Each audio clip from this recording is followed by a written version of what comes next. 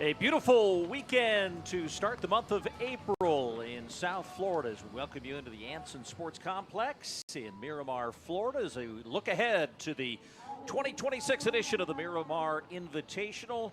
Time schedule upon us with relays to kick us off. A lot of individual events, a lot of off distances today.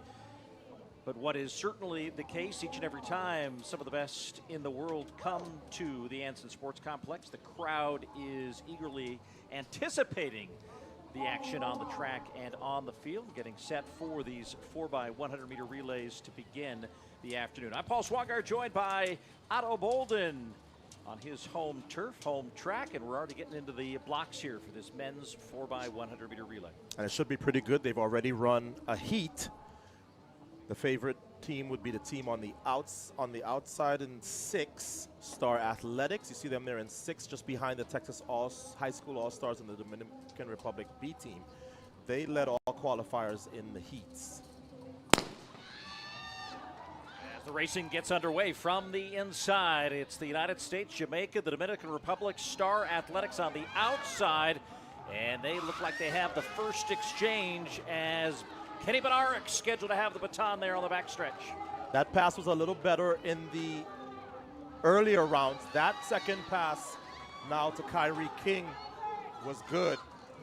And keep an eye out next to them on the outside. That's the team from the Texas High School that's come down here. But on the inside, the United States trying to hold off Courtney Lindsay of Star Athletics. And here comes the close by Tate Taylor, the high schooler from Texas. And 38:47 unofficially is the winning time, and now officially 38:52 for Star Athletics, 38:53 for the U.S., and 38:56 for the quartet from Texas. Now, they're not all from the same high school, but that's the fastest time ever run by a high school quartet in the 4x4 in the U.S. So a little bit of history here at the Miramar Invitational 2026. As both USA teams fare very well. But look at that Texas High School All-Star team. They're on the outside as you look at it here. That's Kyrie King for Star Athletics. And they would stay with the leaders for just, look at that, what a great leg, the anchor leg for that high school team ran. He's making up ground on grown men. Look at that, Paul. And Taylor is the shared high school record holder in the 100. We'll see him coming up later on, and already a theme emerging from some of these early meets on the Continental Tour. And we saw in Torun, Poland, with Cooper Lutkenhaus, the United States, winning as a 17-year-old in the men's 800, 2 years away from Los Angeles. And it is the veterans starting to feel the pressure from the youngsters. Yeah, and that's the sign of a healthy sport, right? You have the younger ones pushing up from underneath. We have 8th graders running 22.7. I saw that just earlier on my way in. So, yeah, the youngsters are running very fast, very early this year. Can I have one for your So good start to the action here at Miramar with that win by Star Athletics in the men's 4x100 meter relay. Women's relay coming up here shortly. We'll also have action in the field with the men's and women's long jump competition as well as the women's shot put competition. And as we get set for this next race here, as we get a beautiful look at the main straightaway at this Anson Sports Complex. For those who are tuning in from around the globe, you as the host, tell us about this facility. Well, welcome to the Anson Sports Complex. Last year we hosted the Miami stop on the Grand Slam Tour, but this facility was inaugurated in 2009, February 14th, so it's been around for just about 17 years. It is known for its very fast surface. I helped in the design of it. And last year, during those Grand Slam races, we had the 2nd and 3rd fastest 100-meter hurdle times ever run right here in Miramar, Florida. So you see the lineup now for the women's 4x1 final.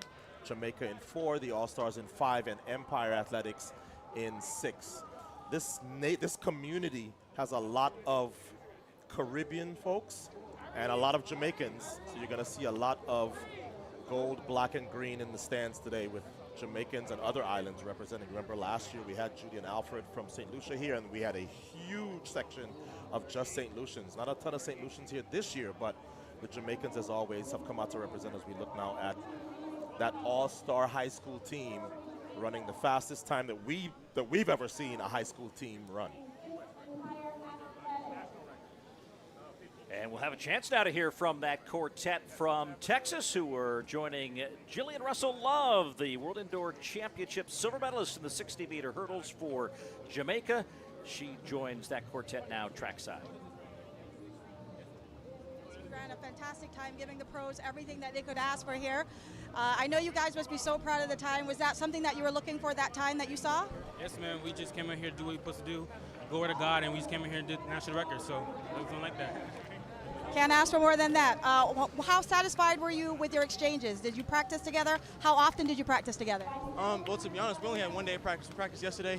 You know, we came out here, just wanted to execute the best we could. I think, to be honest, I think all the handles are pretty smooth. So, I mean, we executed our race and we did it. So this is the future. That's what it looks like, guys. These young men here are just doing the best that they can, coming out here, giving the pros everything that they can handle. One day of practice, so you can't deny the speed, right? Not at all. You know, we go turn up every time we're on the track. So next time we run it, might see a 37. Who knows? Everything's bigger in Texas, so congratulations to you guys. This was fantastic to see you guys doing such a great job. Good luck to you guys. I appreciate y'all. Hey, all glory to God. Happy Holy Week, everybody, and stay blessed. Thank you. Back to you, Paul.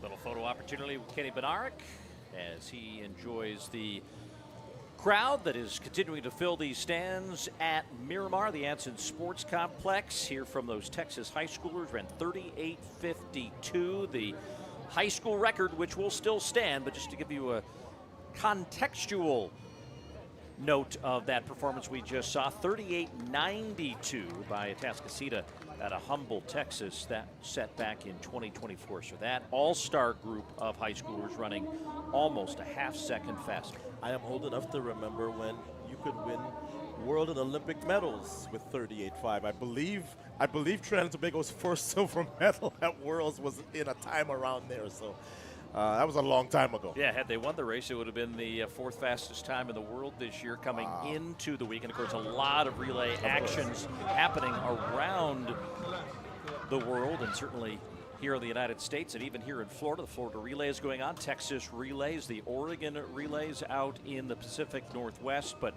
action here at Miramar about to resume with the women's 4x100 meter relay coming up here shortly. It's also a World Relays year. Botswana playing host in the coming weeks, about 4 weeks away from that annual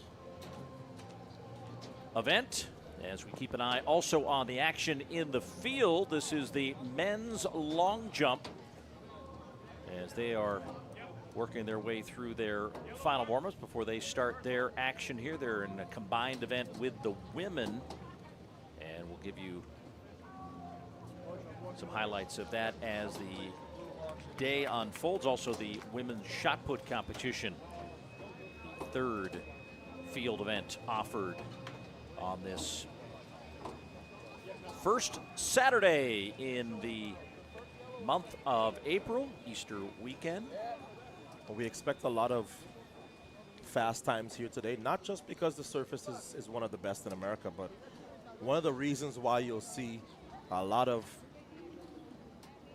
big names in the sport show up here for a meet early in April is because you know you can come here, get a good tailwind. We are very proud of our tailwinds here. Early this morning, the tailwinds were well into the 3 meter per second range, but they died down for the 100 heats. We had a couple 10 O's and 11 O's by the men and women with some wins that were legal. So you're gonna see some big names sprinkled in here now because it's the kind of meet that people want to attend. So let's look at the field in the men's long jump as they begin their first rounds. They'll have 3 rounds of jumps in both the men's and the women's, and then they'll take the top 6 for an additional 3 rounds of throws. You look at the hurdle crew here on the track, though we do believe we shall have another relay race coming up, and now we've just been told that that relay will not be happening, so they're going to get set with the hurdles here, and we will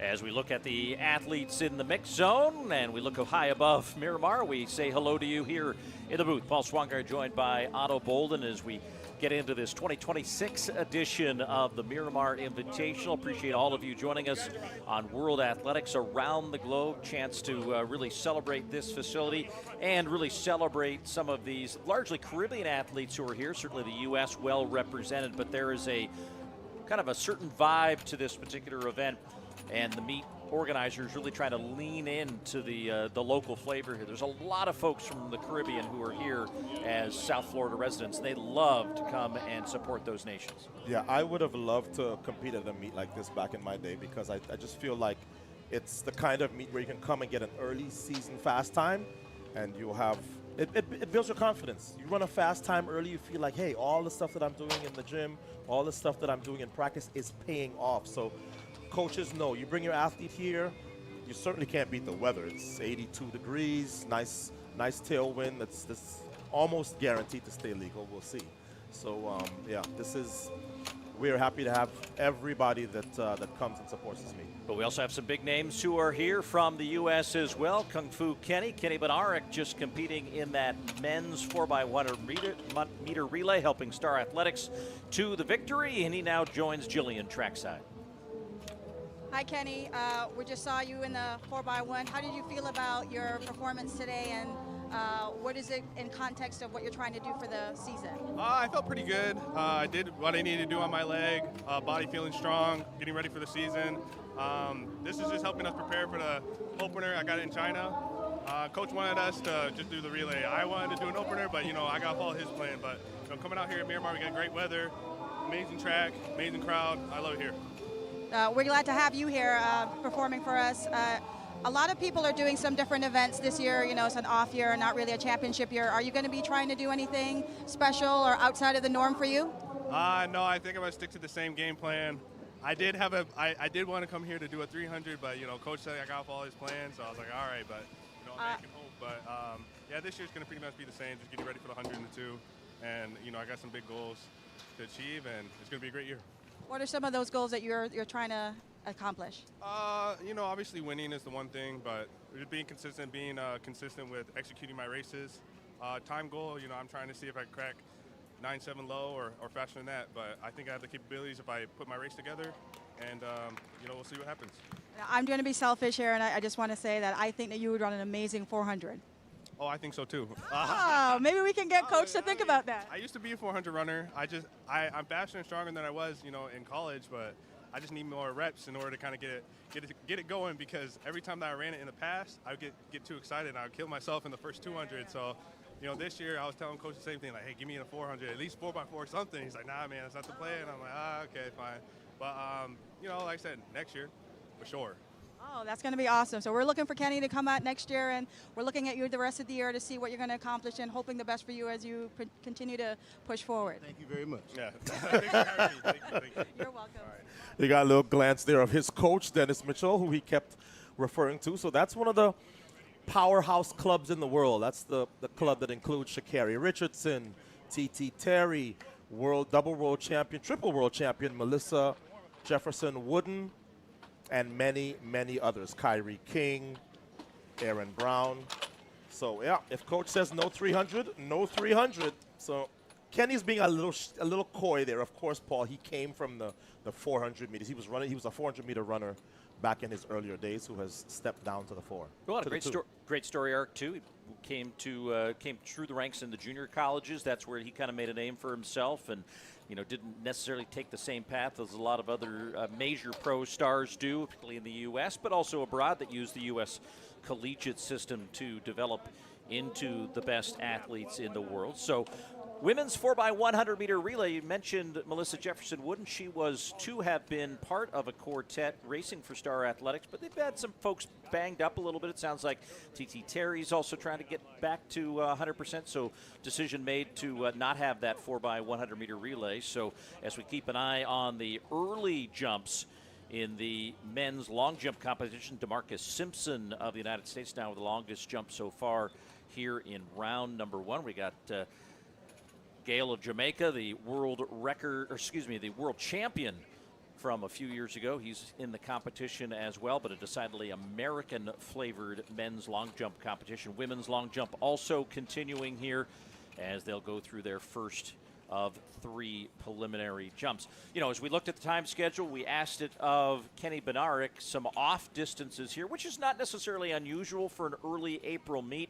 running 150s, 300s, and 600s, but there certainly is a flavor to this season globally with folks trying stuff a little bit different. We actually mentioned Sha'Carri Richardson along with Christian Coleman. They're in Australia racing on the grass their first time this weekend. So, yeah, it's a chance in between finally having this non-World Championship year, even though so much attention on the World Ultimate Championships coming up in Budapest in September. A chance for athletes maybe to take a little bit of a break, but also try something new. Yeah, and that's by, like you said, that's by design. When we were coming up with what we wanted this meet to look like, we wanted it to be sort of a low pressure meet. So yeah, come run a 150, come run a 300, come run a 600, sure. And it also affords the opportunity to have athletes less stressed, willing to chat between the margins of the day. So let's go back down trackside. Jillian with another interview. Jillian? Today, although I'm sure she'd be happy to take whatever comes her way. So you are a little bit banged up, so not really running today, but what do you have in store for your season this year? So one, I'm not banged up. That's first and foremost. Okay. Really just wanted to take this time to just come out here and really just, you know, get the feel for what the season is going to be again. So we decided not to run, and then also we have a few of our other teammates who aren't in town as well, so that's also why we didn't run. But to be able to come out here and still support my teammates, you know, it's fun. I'm happy anytime I get a chance to just be out here and be a spectator. It's weird, but I still like it because, you know, it's still fun. I love watching track and field. And then also watching our guys run today. Like, we had 2 Star Athletics teams, so it was definitely, the vibes were high. They had a little bet out there of, like, whoever lost had to pay for dinner or something. So looks like the B team will be paying for dinner, and I just hope I get an invite. I'm sure you'll get an invite. You are coming off an amazing season with all of your accolades, all of the championships that titles that you've won, the 100, the 200, the 4x1, along with your Star Athletics crew in the 4x1 for Team USA. How can you better this? What are you proposing to do this year to set you up for next year, or do you have something specific in mind for this year? I wouldn't say that I have anything really specific in mind. I feel like I got to where I got to last year, just focusing on one race and one practice and one meet at a time. And that's been the thing that's been carrying me over, so I'm going to continue to do that. You know, not trying to make things that, not trying to overcomplicate things, and just be in the moment and where I am and enjoying that. And then also, I feel like the biggest thing that helped me last year was just focusing on my execution and how well I can perfect my race every single time I step out on the track. So that's where it's going to be. Obviously, you know, like, we're getting into outdoor season, so, you know, being able to come out and open up with some relays and things like that before it's time to really, focus in and it be hot, you know, to go against all of these other amazing athletes that I run against. So yeah, just really taking the time to come out here and have fun, and then work my way into the season and just focus on execution. So when coming into last year, you were one of the girls, you know, bronze medalist in the Olympics, and now you are the girl with the target on your back and everything like that. We'd like to get to know you a little bit better. So I'm going to do 2 truths and a lie, and I'm going to figure out which one I think is the lie that you tell. So what do you want to tell us? All right, so number 1, I am, okay, let's see. My mom has 9 siblings. I love oatmeal, and my favorite thing to do is shop. I'm going to say it's the oatmeal. I love oatmeal. Because we saw you with the boiled eggs for practice, so I'm thinking it was the oatmeal. Okay, so which one was the lie? Which one was the lie is I love to go shopping. Oh. I actually do not. I despise shopping. Trust me, I don't. I suck. You should see my closet. It's just a bunch of clothes that just don't go together. Oh my goodness. I'm sure we can get somebody to help you that. When you don't have any problems on the track, we're thankful that you came by to stop by and talk to us, Melissa. All the best for the season. Great luck. Thank you. All right, so there you had it. There you have it from the world champion. What she did last year, becoming the first American to win the 100 and the 200 at Worlds, was no small feat. She also climbed into the top 5 of all time, I believe, in terms of the 100 and the 200 all time. It was a 2 dominant wins. She blew away the 200. They won the 4x1, of course, and she defeated the Olympic champion in the 100. So it's hard to think that Melissa Jefferson Wooden could have had a better year. She literally had 1 200-meter loss in the entire season. Well, those of us who follow the sport, too, just lucky to be in those situations where you can witness an athlete in a perfect state of flow. Just looked confident, delivered, had no fear as they went for all those championship opportunities, and look forward to taking her out shopping for new outfits. So we can work on maybe some. Get her a stylist or something like that so she can improve her closet. All right, we're on to the women's 100-meter hurdles. There's a look at Courtney Jones of the United States, World Under-20 Championship bronze medalist back in 2018. As we work our way down the ledger there, you saw Demisha Roswell won her heat in the preliminary rounds. Jasmine Brooks on the outside. Final competitor here in the field as they get into the blocks here in Miramar for the women's 100-meter hurdles. And we've seen windy times in the preliminaries, but we also saw some legal times. There's a little bit of a gustiness to the weather cadence here. And remember, this track has produced the 2nd and 3rd fastest times in this event ever. Cy Russell setting the American record a year ago. Here is the final, the women's 100-meter hurdles. Out in lane 6, that's Gabby Cunningham, but it's now coming to the middle of the track with Hill. And in lane 4, Karika Hill of Jamaica, the world under-20 champion, is going to take the victory here in 12:81, legal 100ths of a second off the fastest time in the world this year. So she is world number 2 after the victory here in 12:81. No surprise to see a very full house for this 100 hurdles final. We told you just now about just how good this surface has been for the hurdlers, and that's Hill, 4th from the right of your picture, coming straight at your screen. Webster is closest to her, 12:81 to 12:86. So 3 women break 13, and the wind, as we told you, it's going to fluctuate. You're going to get some wind legal times, and you're going to get some that are not legal. This is a legal time at 1.0 for Karika Hill, and the rest of this field with 12.81. So she won the World Under-20 Championships in 22 and 24. Now at 21 years of age, takes the victory in Miramar as she is down with Jillian. Karika, congratulations on this 12.81 legal win. How do you feel for the first race of the season, outdoor season, in your times and now that you've moved camps? I feel pretty good. Today was all about execution, and I think I did that pretty well, so I'm pleased. Were you happier with the final race or your preliminary? I was happy with both of them, regardless of it being the same time, but I think I came out here in the finals and just try and sharpen up on what I didn't do in the prelims. So are you going to be, where are you going next, and what do you have planned for 2026? I don't know as yet, but the plan is just to stay healthy and run as much race as possible. I know that you had some injuries in the past, and you've getting back to the best that you have been. I remember you at Champs, Girls and Boys Championships, and the promise that you lent for the future for Jamaica. So with all the hurdlers that we have around in Jamaica, in the U.S., the hurdles field is pretty stacked, and anybody can win it at any time, as we've seen through all the championship races.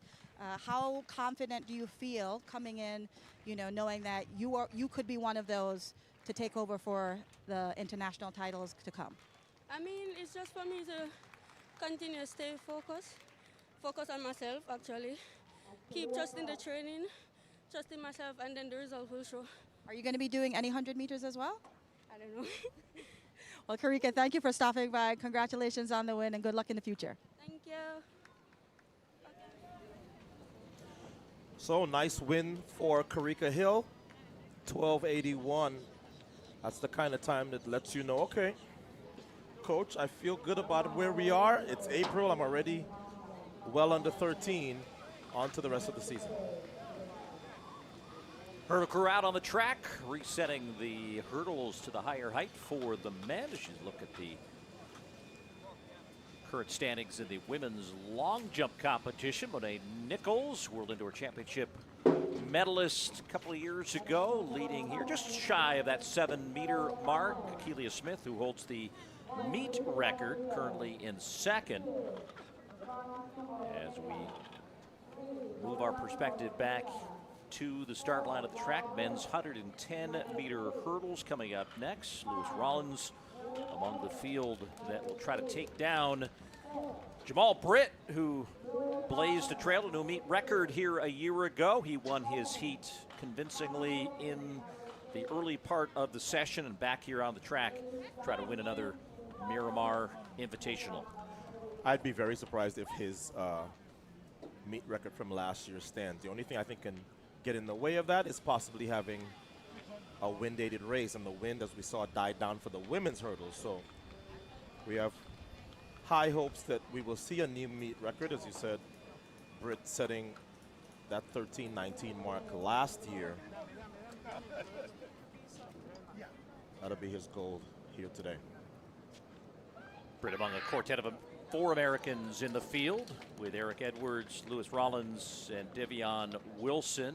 Depth in the hurdles in the United States, always a storyline with a new outdoor world champion, as the Grant Holloway successive world championship came to an end in Tokyo. But the U.S., it still stayed in the U.S.'s hands. So these hurdles are now being raised up to the men's highest height of 42 inches. As the fans, some of them late arriving, but not a bad crowd here this evening, this afternoon for the Miramar Invitational. These are very loyal fans, Paul. A lot of the people that I see here are the people that I have seen every single year at this meet. Just got a glimpse of Nikki Mohan, who for a long time was the ABC anchor in this market. Just hanging out with some of the other folks from the city of Fort Lauderdale.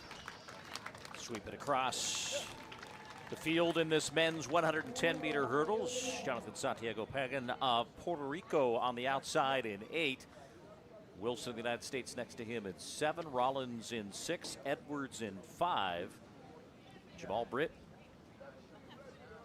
defending champion, in 4. There is the start list. Azure Russell of Jamaica is in 3. LaFrance Campbell of Jamaica in 2. And Christian Rodriguez of the Dominican Republic is in lane 1.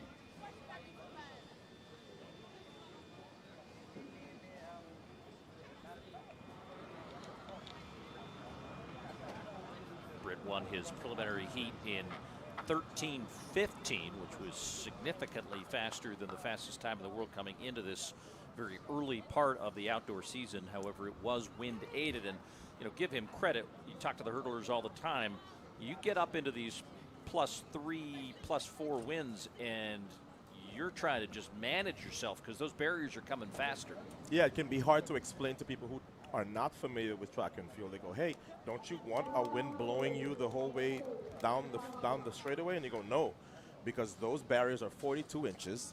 Their steps are set so precisely that when you have this thing shoving you in your back, it gets you closer to the hurdle, and then you increase your chances for having a really bad fall. The women have the same issue, although the women probably would be a lot more likely to like a nice tailwind. So yeah, these men are not wanting this wind to gust up into the 3 and 4 meter per second range. They would prefer for it to stay right at 1 so that they get a little push, but not enough where It is getting them too close to these 10 barriers that they have to navigate to get to the finish.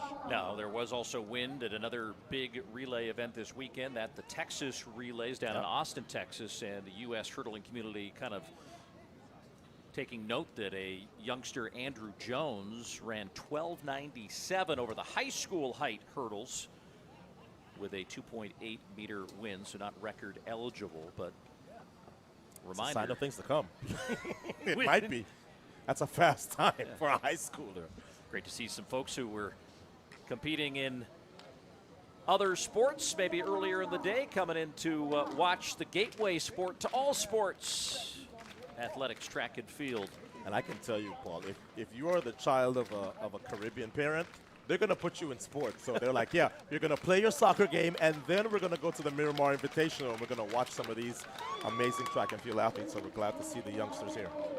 All right, let's get into this action for this men's 110-meter hurdle final. The favorite, Jamal Britt of the United States, the 27-year-old meet record holder. Just missed the U.S. squad in 2022, finishing 4th in the U.S. championships, but has shown confidence on this track. Fastest time in the world this year coming in, wind legal, is 13:44. If this wind stays just under that 2 meters per second wind, we'll see a world lead here in Miramar. Men's 110-meter hurdles.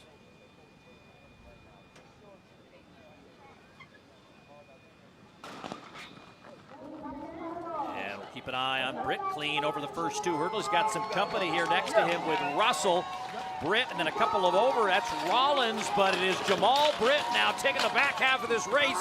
Leans at the line, looking for something quick. 13:07, wind legal, new meet record, and the fastest time in the world this year. That was impressive. Made even more impressive by the fact, Paul, and I think he looked over a little early, didn't he? And it equals his personal best from 2 years ago. So Jamal Britt with the hot start in the 2026 season puts a lot of distance between him and Eric Edwards, who finishes in 13:29 for second.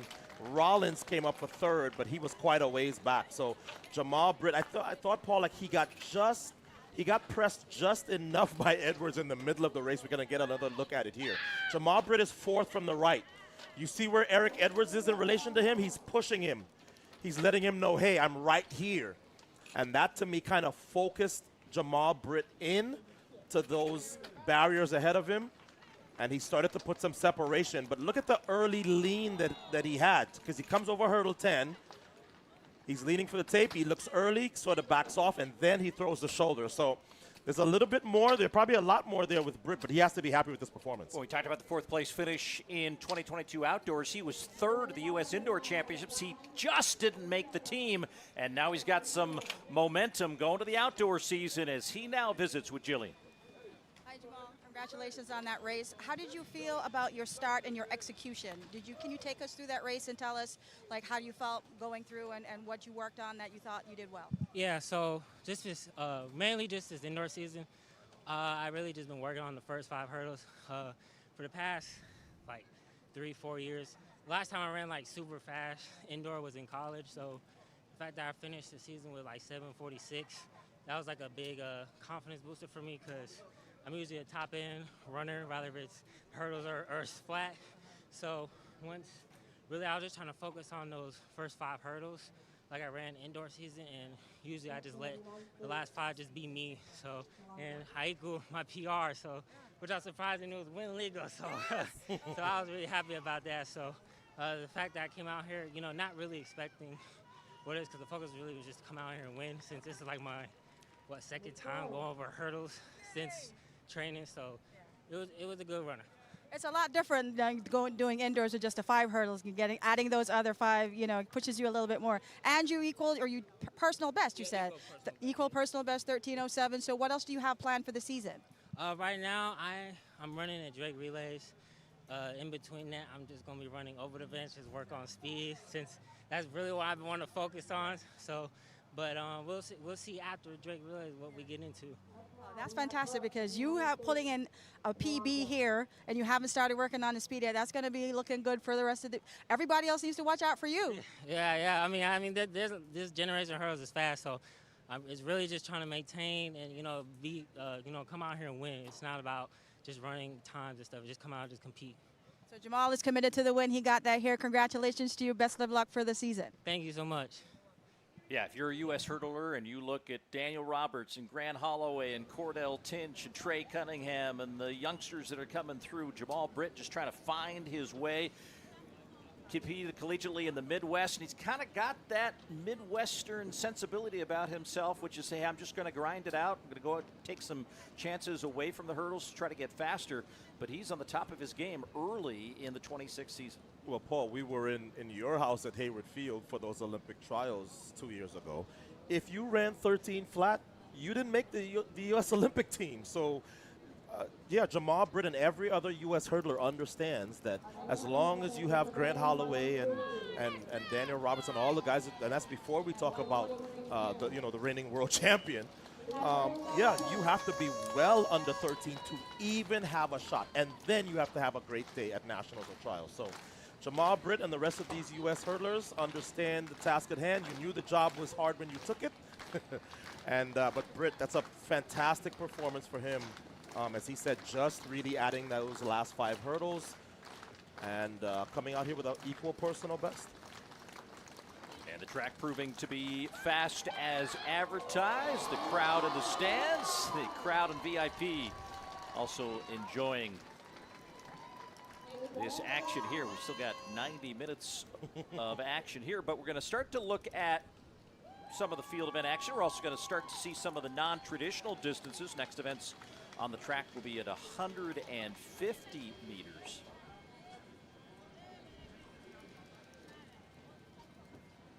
Great look at the runway and the mid grandstand pit. You see a lot of pits sort of closer to the finish line here, but chance for the crowd to enjoy some of this action on the front side. Yeah, we had to make some modifications. When this building was originally constructed, we had the pole vault on this front side, and it was a little bit troublesome. So we had to move the pole vault to sort of the side apron, so it's now on the eastern side of the stadium. But it allows us the ability to do the long jump in either direction. So you can run you can do your long jump towards the east, or you can run it towards the west. The wind usually blows as we sit here from east to west. You also saw Jason to the finish line. Women's shot put venue.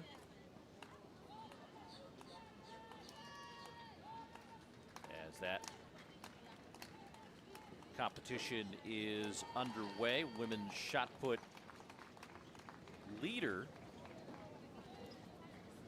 or actually the start has just begun, so we'll get some updated standings from that here shortly. That is the men's 150 start list, which is where we go next on the track. See a lot of 150s on those straightaways and street meets around the globe, particularly in Great Britain, but here running part of the turn and chance to run a few 150s in your career? I never ran an actual 150 in a meet, but it's actually the event that I think I would have probably been best at. Oh, now you figure that out. Well, it was a different time back then. We didn't have, I mean, this track didn't have a 150 actual start line until this most recent iteration. So not all tracks have a 150 start.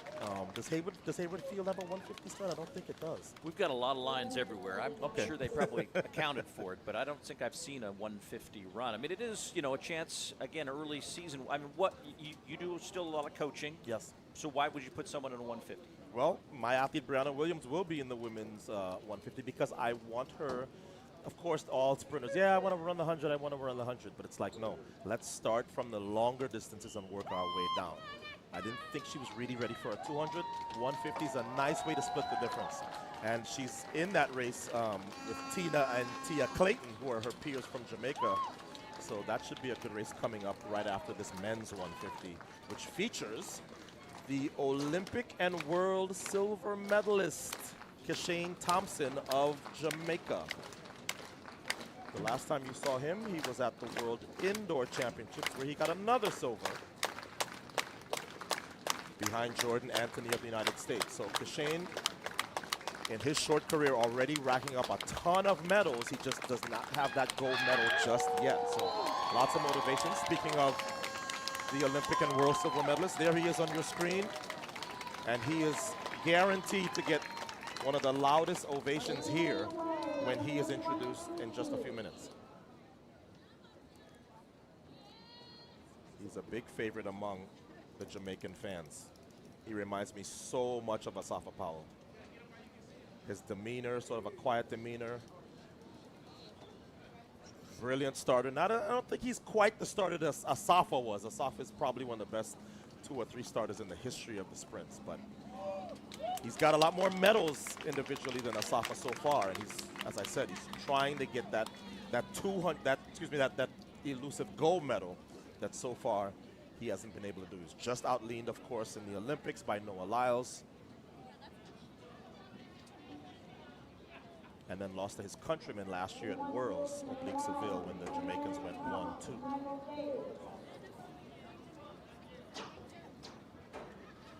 Thompson now 24 years of age, kind of in the midst of the prime of his career. Some younger Jamaican talent also in this field. We saw him getting set with his blocks just a moment ago. Gary Carr, the 18-year-old, 6th at the World U20 Championships back in 2024. This is also a U20 championship year. It will be actually hosted back in the United States, and we'll be back at the site it was hosted in 2014 at Hayward Field. I remember that one because it was the sort of coming onto the scene of Dina Asher-Smith. Bahamas represented in the stands here for the competition as well, as we've got. He's got on a Grand Slam track shirt as well. Yeah, a lot of countries represented here from the Caribbean nations. The long jump competition affording them a chance to cheer on many of those folks as they continue to entertain the crowd between the action on the track and in the field. Women are through 2 rounds with Monet Nichols still with a best of 22 feet 9 3/4 of an inch, 6 meters 95. Akeelia Smith, the meet record holder in this event, is 2nd. Winds have been gusty, Otto. Smith jumped 686, 22 6 1/4 with a 4.3 meters per second wind. Monet Nichols 695, 22 9 3/4 and a 0.3 per meter second tailwind. So keeping our eye on that as we transition back to the track as the crowd anticipates this appearance by Kishane Thompson at 150 meters. The guy next to him I'm looking forward to seeing here, 5th in that Paris Olympic final at 200 meters. Kapawanashi Makarau of Zimbabwe. He was a collegiate standout at the University of Kentucky, won the 200 meters at the U.S. Collegiate Championship. So many of these athletes from around the world compete in the United States at their collegiate level, then they'll stick around here to train as well. And Otto Bolden knows something about that, competing at UCLA, celebrating that's right their women's basketball program, making the first NCAA championship appearance. They will face South Carolina on Easter Sunday. Meantime, here we've got action from Cameron Crump on the inside to Marte of Dominican Republic on the outside. The men's 150 meters, Kishane Thompson, middle of the track in 5.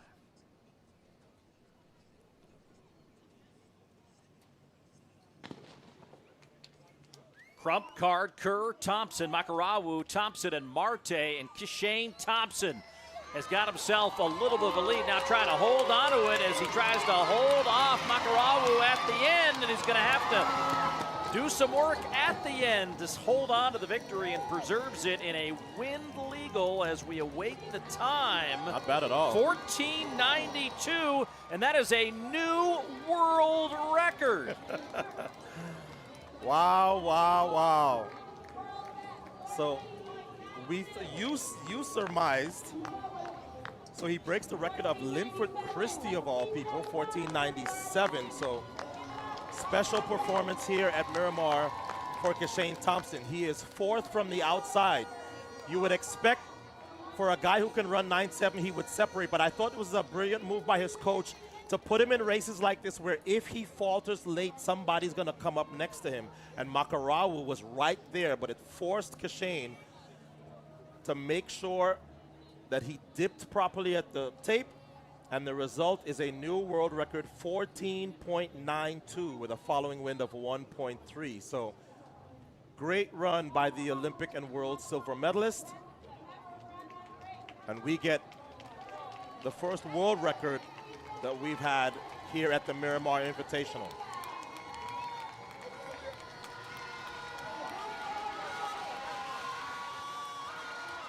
And you can hear the horns as they celebrate the performance here on the track. Usain Bolt did run a straightaway 150 faster in 14:35, but we've got a new track world record holder here on this blazing hot fast track at Miramar. Kashane Thompson, who's down with Jillian to talk about making history. Congratulations, Kashane. I'm not sure, did you know that you just broke the world record in the 150 from Linford Christie years ago? I did not know. Congratulations. Thank you. How did you feel about that race in terms of your execution? Like, did you do what you wanted to do? Was your start okay? What about the finish? How did you feel about that whole race? The start was all right. It's just nice to training run. Nothing too hard, but I could have done a bit more in the middle. No, not really the turn. The turn was good. It was like more in the middle. I could have been at, but solid run. So we're trying to figure out if your coach is going to push you a little bit further to maybe the 200 this year. Let's see. You don't want to run the 200? Let's see. Well, congratulations on this. It was a fantastic job. Enjoy. Go say hi to the crowd. They're here for you. I don't want to speak out of turn for the great Frano, but after having seen this performance, I think that you can fix a lot of what Kashane has been dealing with, certainly in the last 10 or 20, by putting him in some more 200s. This was obviously the fastest we've ever seen somebody run a 150 in the more traditional sense coming off the turn, but I would not be surprised to see Kashane running more 200-meter events this year.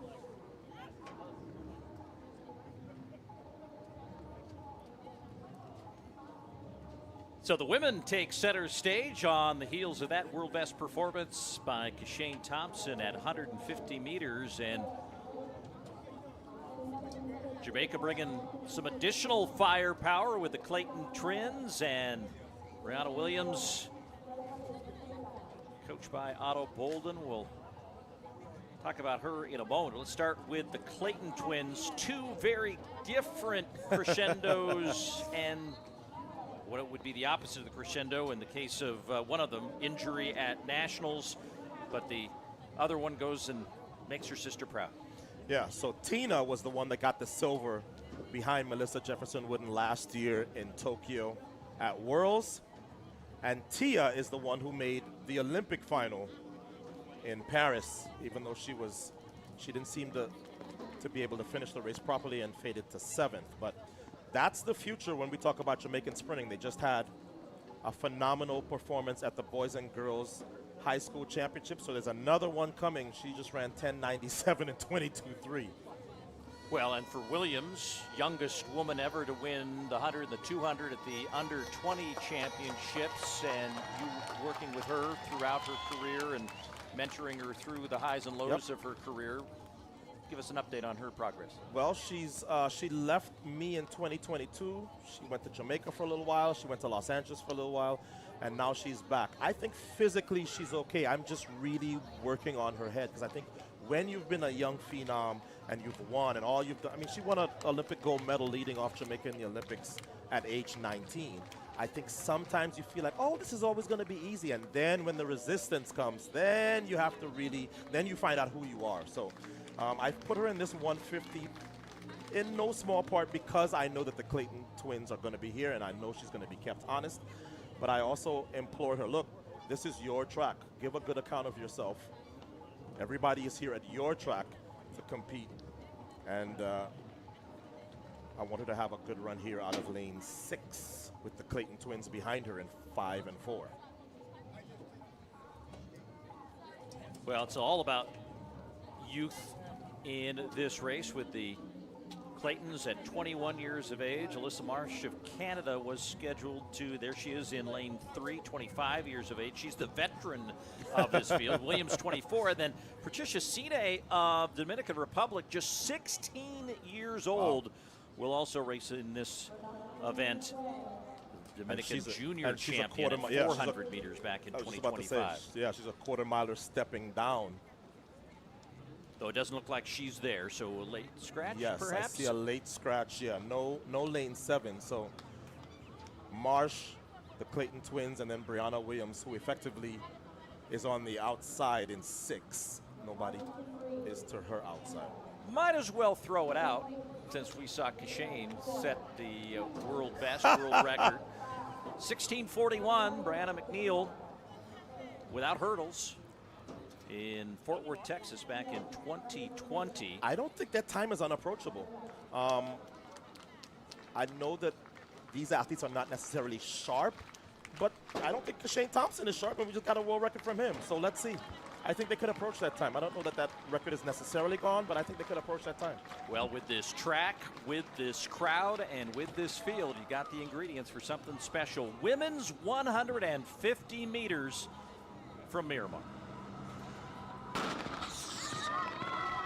And from the inside, it's Marsh, Tia Clayton, Tina Clayton, and Williams. Pretty even coming off the final turn, but outside wide, that is Williams trying to hold off the youngsters from Jamaica and close it in at the end. It just gets caught at the line by Tia Clayton, I believe. Wind legal as we wait the time. 16:87 is the victory for Clayton over Williams. So they weren't too far off the all-time world record. Just under. It's a meet record. It's a meet record. It's a meet record. And I think everybody, first, second, third, is going to go home and say, okay, so I ran a pretty decent race. None of them looked great. I thought all of them looked pretty good. Williams tied up at the end. Clayton, Tia did a good job of catching Brianna, who was blind on the outside. But here's another look.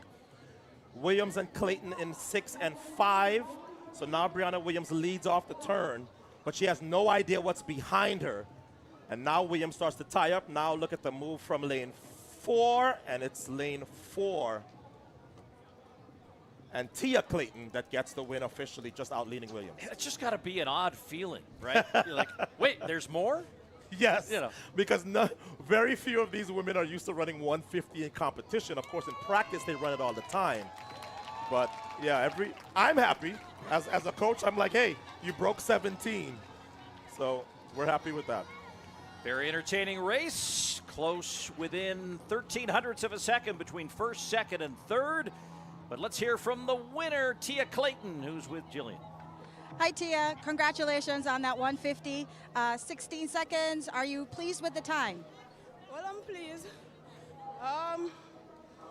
It's a pretty good time, so yes, I'm pleased. Did you execute the race the way that you wanted or your coach expected you to? Were there any adjustments that you could have made? I think I need to run off the curve a little bit more harder, but I was from that it was a great race. Okay, so what are we expecting from you for the rest of the season in terms of meets or different types of races that you're going to be doing? Any 200s this year? I ran 200 already. I'm not sure what I'm running else, but once I'm healthy, I will show up. Well, what is your goal for this year, time-wise or meet-wise that you want to try to accomplish? What is it you're aiming for? Well, I don't set any time on myself. Once the time comes, I'm satisfied. And my goal is to just finish the season injury-free. Well, we hope that for you as well. Congratulations on the win. Thank you for coming. Thank you. So that is the future of Jamaican sprinting, ladies and gentlemen. The Clayton twins. Here's a good look of them coming off the turn. So Williams had a nice lead coming off of the turn, but I don't think she had a sense of who was coming or if anyone was coming. I've been on the outside enough, including in the Olympics in lane 6, to know you get out there and you can get a false sense of confidence. Hey, I think I got this. At 100 meters in Atlanta in '96, I was pretty sure I was doing well. I didn't know where Michael Johnson and Frankie Fredericks were, but a great race by the women with Tia Clayton getting the win, Brianna Williams second, and Tina Clayton just missing the sub-17 barrier with 17 flat.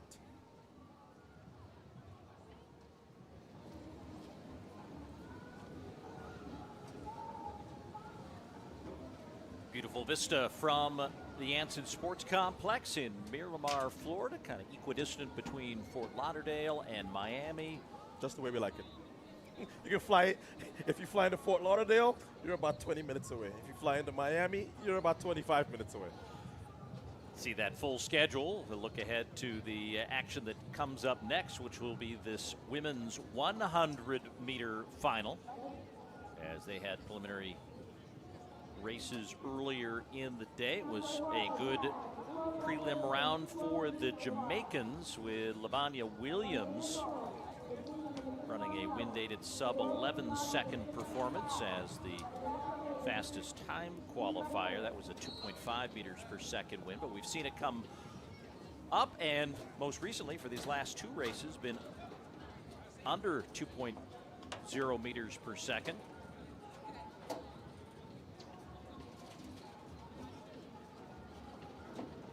Freitas going to run on the outside for the British Virgin Islands in 8. Alicia Mouzon of the United States in 7. Then the trio of Jamaicans, Natasha Morrison, Jodine Williams, and Lavanya Williams. Leah Bertrand of Trinidad and Tobago getting her stride outs in lane 3. Simone Darius of Liberia in 2. And Aranye Alonso of the Dominican Republic will be in lane 1. I would not be surprised to see a sub-11 second performance here based on what I saw in the rounds. Particularly as good as Jodine Williams looked with that 11:07. I feel like she has a lot more left. The question is when the winds stay illegal. Have we had an illegal time in the last half hour? I don't think we have. So the wind has been doing its job, staying legal under 2.0 meters per second, which is what, 5 miles an hour? So it's just a question now of execution. And Alonso, who's racing in lane 1, actually comes in with the fastest time in the world this year coming into the weekend, running 11:05 into a headwind. Oh, wow. In the Dominican Republic a week ago. Gets the draw in lane 1, maybe saving it. We've heard you say many times over our many broadcasts, we've lost count, that you don't want to run your rounds in reverse. So she did not get the best draw in 11:23, getting lane 1. But as I'm sure you've always reminded your athletes when you're a coach, is you're all running straight. That's right. Doesn't matter what lane you're in, you focus on the finish line and ignore everything to your left and to your right.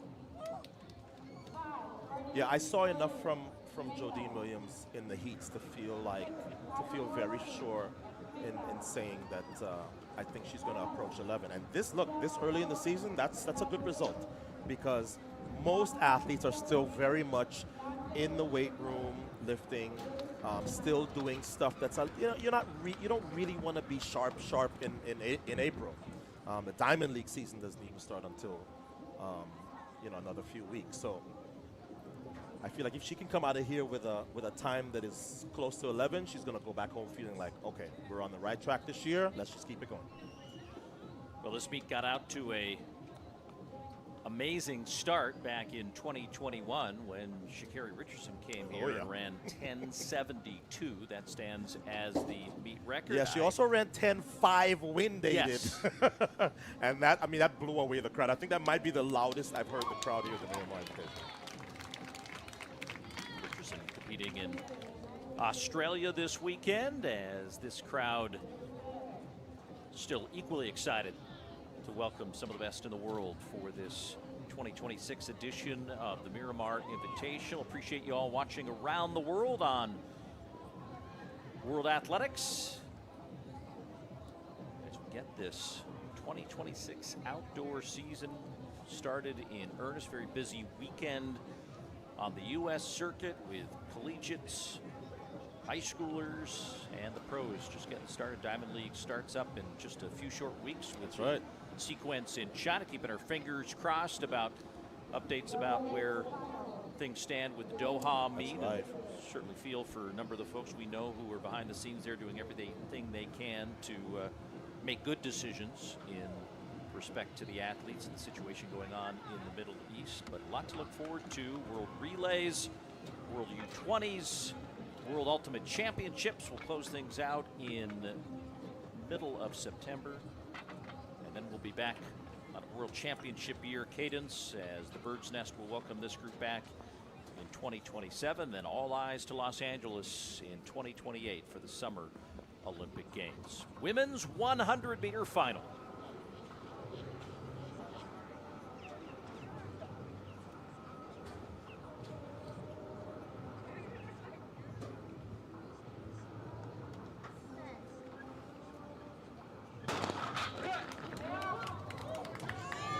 Keep an eye on the middle of the track with the two Williamses. Lavanya Williams at 4, Jodie Williams at 5. And on the inside, the world leader coming into the race, Alonso, was closing fast. We'll look for a time now, 10:99. It will not be wind legal, however, but Lavanya Williams backs up 10:98 in the early rounds with a 10:99 in the final to take the victory by 100th of a second over Alonso. Well, we got the sub-11 we were looking for. It's just they needed the help of the wind to do it. So the Jamaicans go 1-3. Trinidad and Tobago's Leah Bertrand getting 4th. And Alonso kind of backing up her earlier run this year, as you said, into the headwind with a very nice 11 flat. There was just towards the end there, I was sure that she was going to get the decision on the inside. Look at Alonso on the inside. She leads for most of this race. It's only just towards the end. You're going to get another look. Here's the look I want. So look at where Alonso is. She's at the bottom of your picture. She's in the lead. She's still in the lead. She's still in the lead. Now here comes Williams just at the end. So you had two Williams and an Alonso on the podium today as the Jamaicans go 1-3.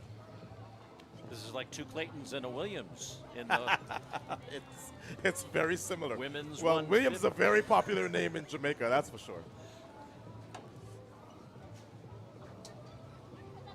There's a look at the final results. Lavanya Williams takes the victory in 10:99, and that earns her a spot next to Jillian at the finish line. Lavanya, congratulations on that win. I know that you're happy about that. You broke the magical 11-second barrier, even though it's wind-aided. What did you like about that race that you executed? The start. I really wanted to get more push, and I did that. I did see that you had your head down for a little bit, making sure that you executed that dry phase. How did you feel about your finish? My finish was not that great, but I'm proud of it.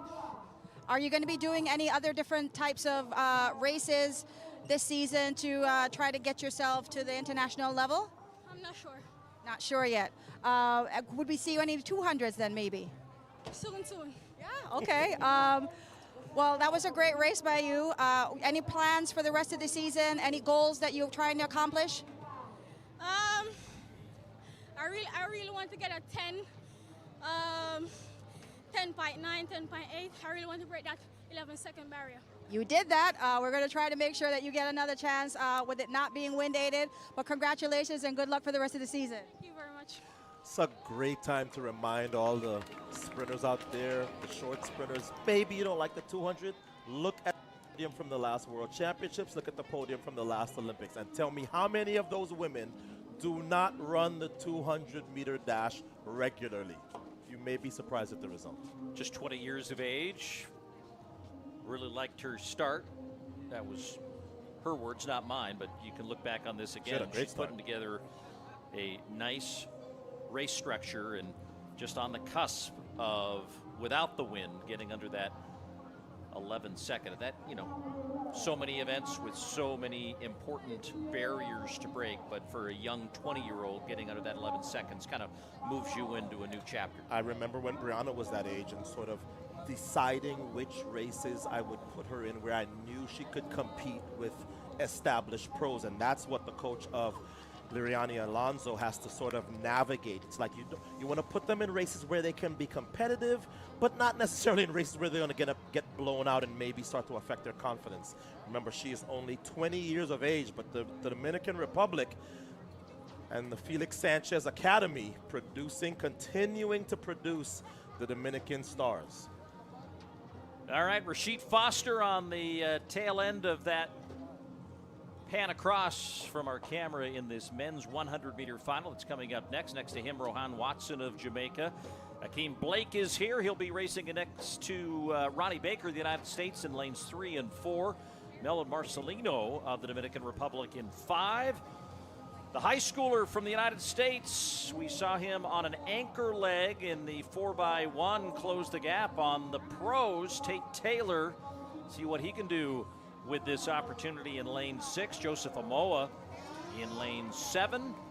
And Raheem Ford is scheduled to be in lane 8, although at this moment we see no one in lane 8.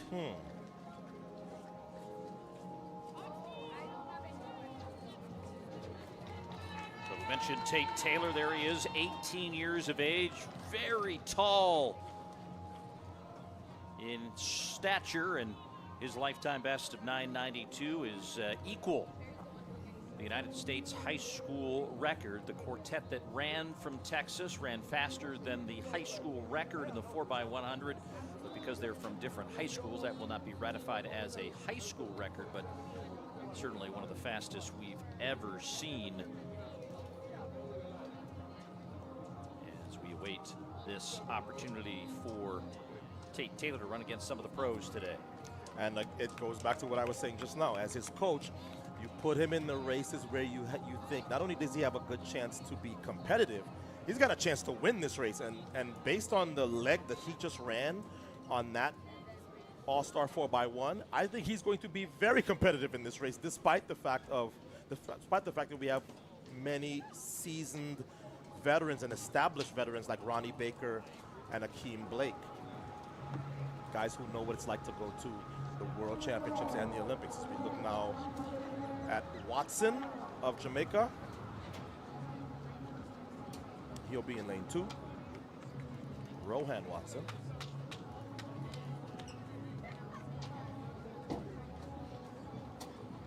But there's the field top to bottom. Foster, Watson, Blake, Baker, Marcelino, Taylor, Amoa, and Raheem Ford. So half of the field is Jamaican, 2 Americans, and Dominican Republic. And if you're wondering, hey, how come there's so many Dominican Republic athletes competing here? Well, the meet promoter, the meet vector, Tony Campbell, who has been a part of this sport for a long, long time, has a direct connection to the Dominican Republic, and as a result, he invites his friends and his friends' athletes to come compete. They love it. The weather is very similar to the Dominican Republic, and it's a chance to have a good early season run on a fast track. Was doing some due diligence too on that under 20 world record in the 4x1, because those 4 kids, one of them, Jake O'Day, All-American, is a great British athlete. So I don't think that would have qualified, but just in context, 1/100th of a second off the South African record of 38.51. They ran 38.52 here just a few moments ago. So a lot of talent in these younger age brackets, and here a chance as we have these final moments for these athletes to prepare for this men's 100-meter final. And the wind has died down, Paul. Just enough where we have a chance at it being legal. Although this time of the year, after seeing Sha'Carri here a few years ago running 10.5, I'm like, the crowd does not care about the wind. They want to see a spectacular performance. So if it's one of the fastest times ever, but it happens to be wind dated, I feel like we obviously have to tell people, look, it's wind dated, it's not a record, but the fans just want to see people go fast. Coming into the weekend, the fastest time in the world, 10 flat by Gout Gout, another one of these youngsters here. But we just witnessed a pair of 989s in Botswana. By Kevin Achipi, the 400-meter world champion. What a treat that was. He ran 989 twice yesterday. So people laying down some pretty fast times at the start of this 2026 outdoor season. We get into the blocks for the men's 100-meter final from Miramar. Reem Ford is a scratch in 8, so 7 men at the line here in the final. And we'll keep an eye. Ronnie Baker usually with a good start. He's right there with Akeem Blake. Akeem Blake now emerging from the group, and he will take the victory convincingly. Windy, looks like 2.2 meters per second. Oh, wow. But it was quick. 984 for Akeem Blake. And 995 for the high schooler. It Tate makes Taylor. my point, right, Paul? People just want to see athletes run fast, and you got a really fast race there with 3 guys under 10, including Watson, but led by Akeem Blake, who led from wire to wire, 984, which is faster than his personal best, with just an illegal wind, 2.2.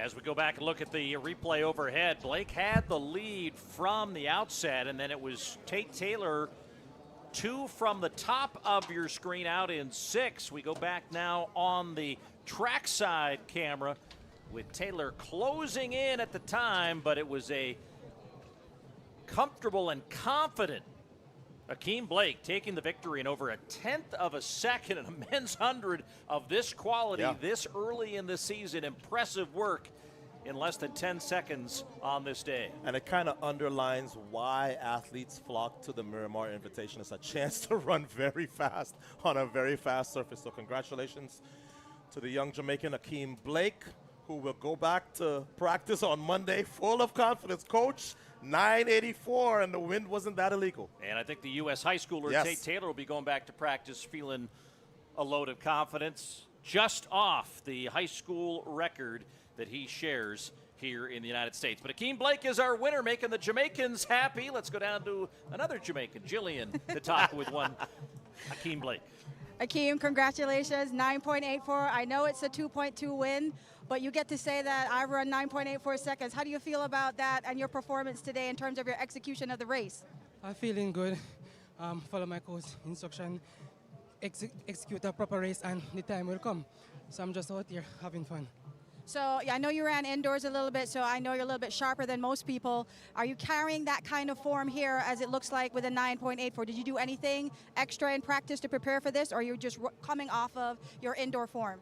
I've been working on my last part of my race, me and coach, so it actually showed here.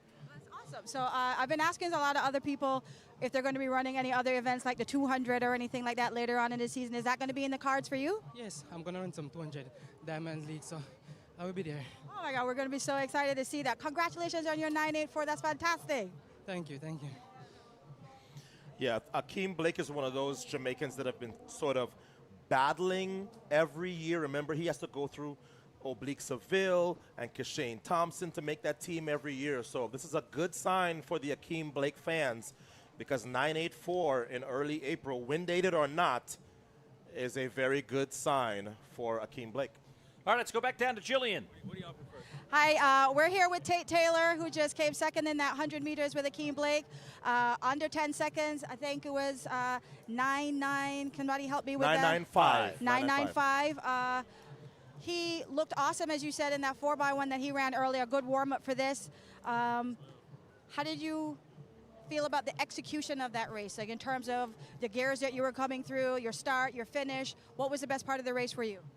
It was a phenomenal race. First, I want to start off by all glory to God. Happy Holy Week to everybody out there. But yeah, we've been training for this moment kind of hard, just working through the phases. Main thing was block start and drive phase. So I felt like as long as I'm able to execute that, I can get up to the top end pretty well, and it was downhill from there. Yeah, top end was pretty awesome coming down here. I know you were happy about that.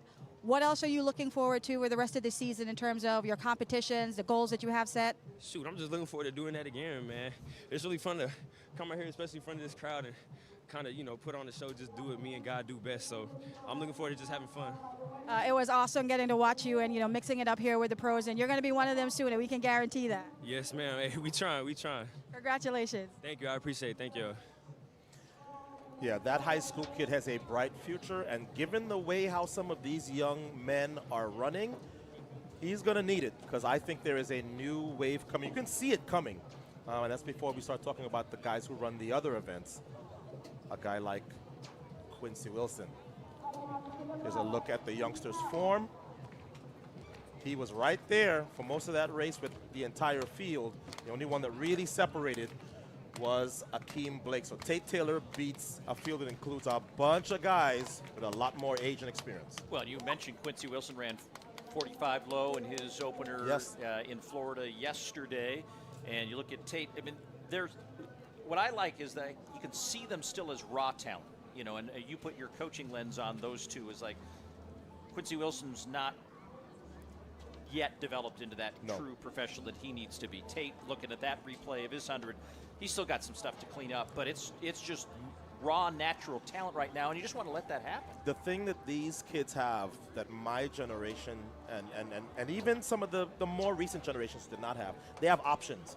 Because with the advent of NIL money, you can now say, you know what, I'm going to go get a deal with Nike or New Balance or Adidas or Unrunning, and it will allow me to stay in the system that has brought me success. So I don't necessarily, if I wanna go to a professional coach, and that's like a Jordan Anthony, I have that option. I turn pro after college and I do that. If I want to go to college for a year or two, maybe that's what Quincy Wilson wants to do. I don't know that he's going to spend 4 years at Maryland or any of the other ones.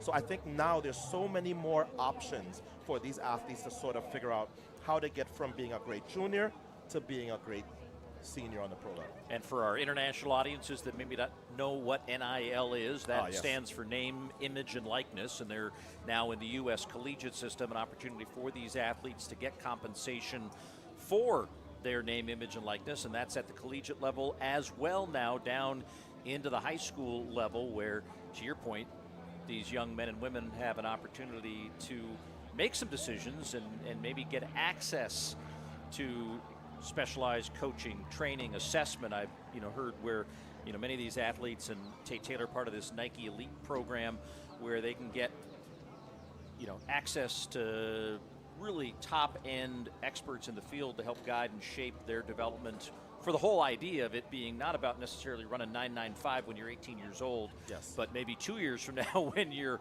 that 20-year-old stepping on the line in Los Angeles and representing the United States. And we cannot speak to how much that influences decisions. If you're a young kid like the one that we just interviewed and you're looking at the horizon, you go, wait a minute, the Olympics are coming to my home country. I am probably not going to have that opportunity again in my lifetime.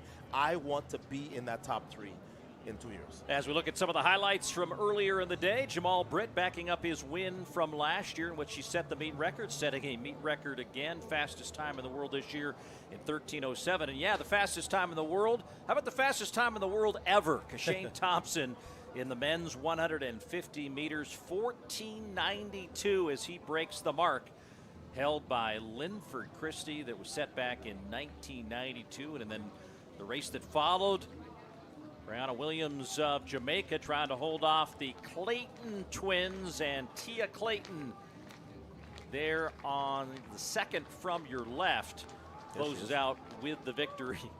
And she's celebrating, as so too are the assembled crowds. It's been a great crowd today on hand at Miramar in this beautiful facility on this Easter weekend. You have to realize what this is like for me. We built this thing in 2009, and I thought, okay, what's the fastest surface we can get? We got Mondo Super X, and we put that down because that was the surface that Usain Bolt had broke the record. But then, you're a new facility. There's nobody really running here. We had a bunch of housewives going, wow, this is a nice track. But it was only when we started to have the pros show up here. Obviously, we had Grand Slam last year, the Shakaris, the Kashanes, that's when we sort of prove to the world that, hey, this is a track that you want to come run on because you are going to run fast here. Well, and momentum is building, and takes key partners. City of Miramar clearly stepping up with resources to support this track and field meet organizing. It helps when you have an athlete mayor, and our mayor, our mayor Messam, Wayne Messam, is an ex-Florida statewide receiver. He's Jamaican. He loves track. I mean, we have a beautiful statue of Usain Bolt out at the front of our venue. So we take track very seriously around here. And it's also part of the USATF, USA Track and Field Tour for 2026, as the National Federation has stepped up with resources to support athletes coming in to travel and train and compete in this meet, support in other ways. And of course, our sincere thanks to World Athletics for supporting this through the Continental Tour label, and as well affording us the opportunity to share these pictures, these gorgeous pictures of Miramar, Florida, and the Anson Sports Complex. The weather has certainly improved as the week has gone on, because we had some rainy days earlier this week and we were worried, but we're saying, you know what? Let the rain happen on Monday and Tuesday and Wednesday, as long as Friday and Saturday is good, as we have now begun the men's 600. Yeah, you can see him down at the lower part of your screen. Just 3 athletes in the field in this men's 600 as the racing comes down the main straightaway. As we see Will Sumner, Mehdi Yanuri, and Tommy Cardenas. And from high above, we pick them up at the finish line with just 1 lap to run. And of course, this is the longest event that we have here at the Miramar Invitational. And Sumner, who was an indoor NCAA champion for Georgia, or actually the outdoor champion back in 2023, has the lead with a half lap to go as the crowd looking on in anticipation for this group to be coming home. And there they are at the top of the home straight. And here is Sumner.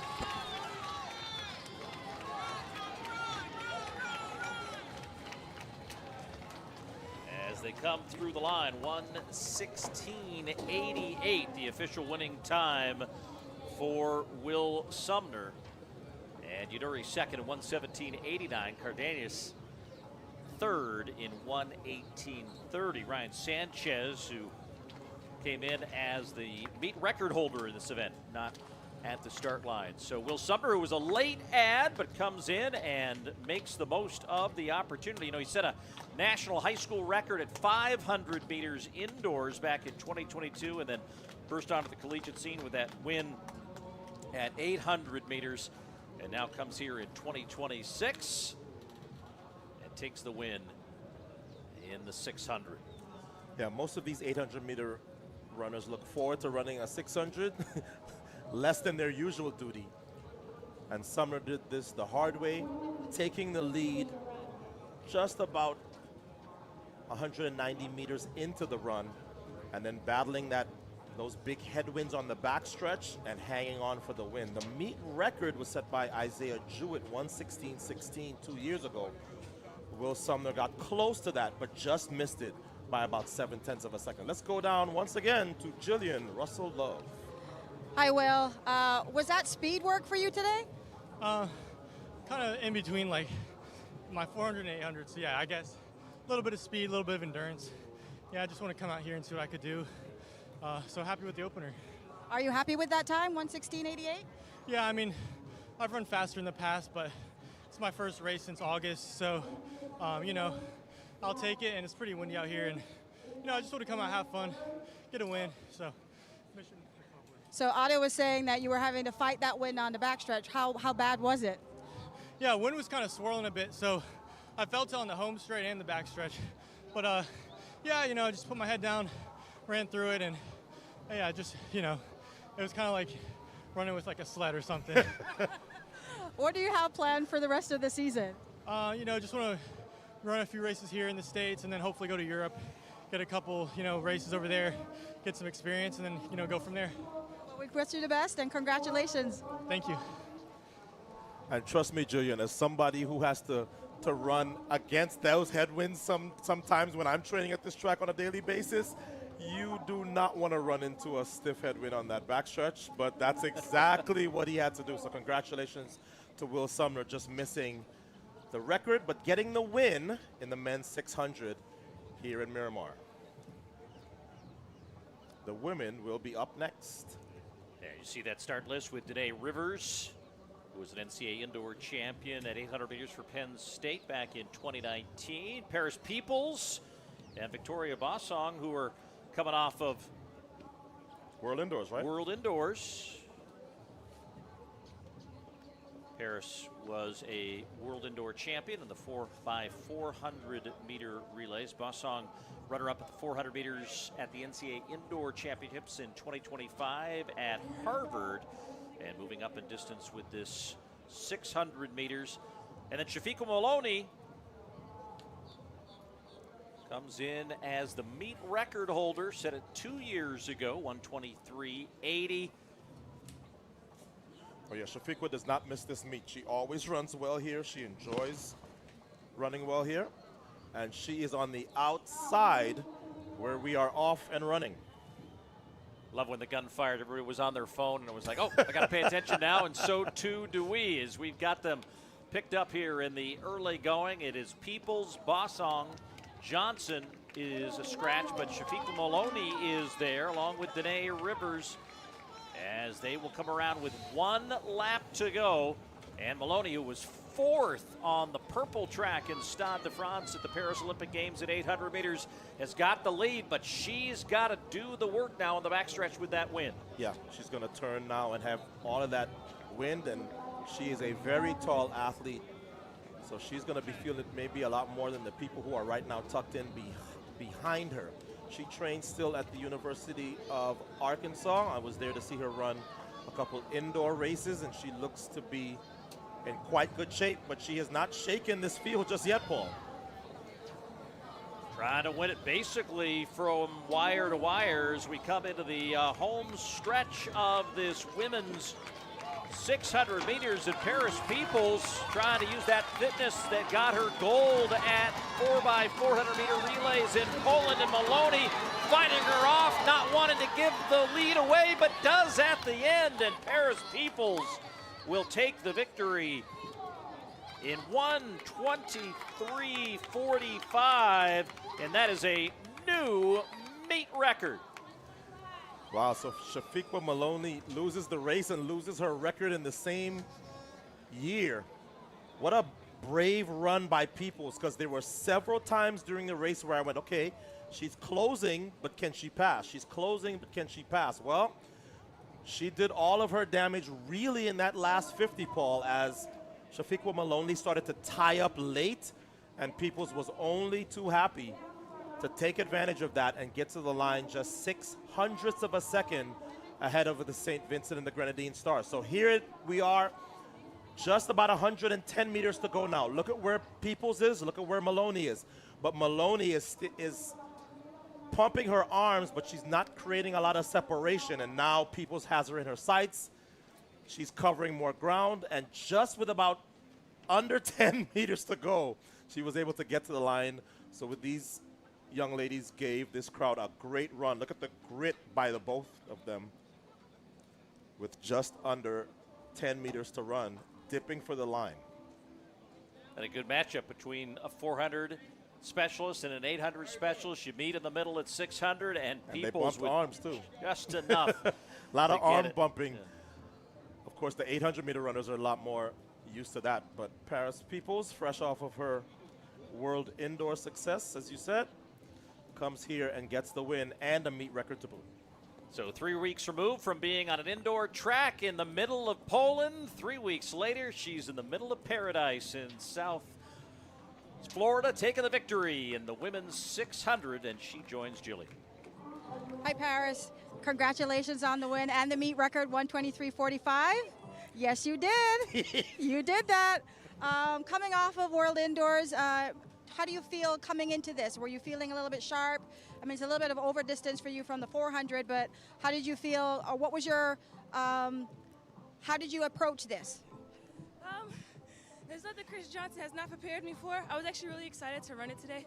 I never really got to run a 600 outdoor as much, so I was really excited. I knew my teammate was in the race, so I just had to stay really close with her. I was just excited. I just really wanted to see where I was at after coming off indoor. You are the personification of patience because you did not give up on that. You just stayed with your form all the way through and you got the victory at the end. That's a testament to your training, as you said. What else can we look forward to from you for this year? More PRs, lots and lots of patience, consistency, just really trusting my training. Like I said, Coach Johnson has prepared me for it. It's just I think I'm catching up to where he was at this whole time. Well, you've put on a great performance for the fans here today, and we congratulate you and wish you the best for the rest of the season. Yeah, that really was a special run by both of the training partners, because she reminded me that Peoples also trains at the University of Arkansas with Shafiqua Maloney, and of course the Johnson brothers, Chris and Lawrence Boogie Johnson, have been doing phenomenal things, NCAA titles, Olympic berths, and lots of medals by the Johnson brothers, who are now in charge of that fabulous Arkansas program. So here's another look. The two training partners struggling for the line. Maloney just runs out of gas before the line, and that gives Peoples the win and the meet record.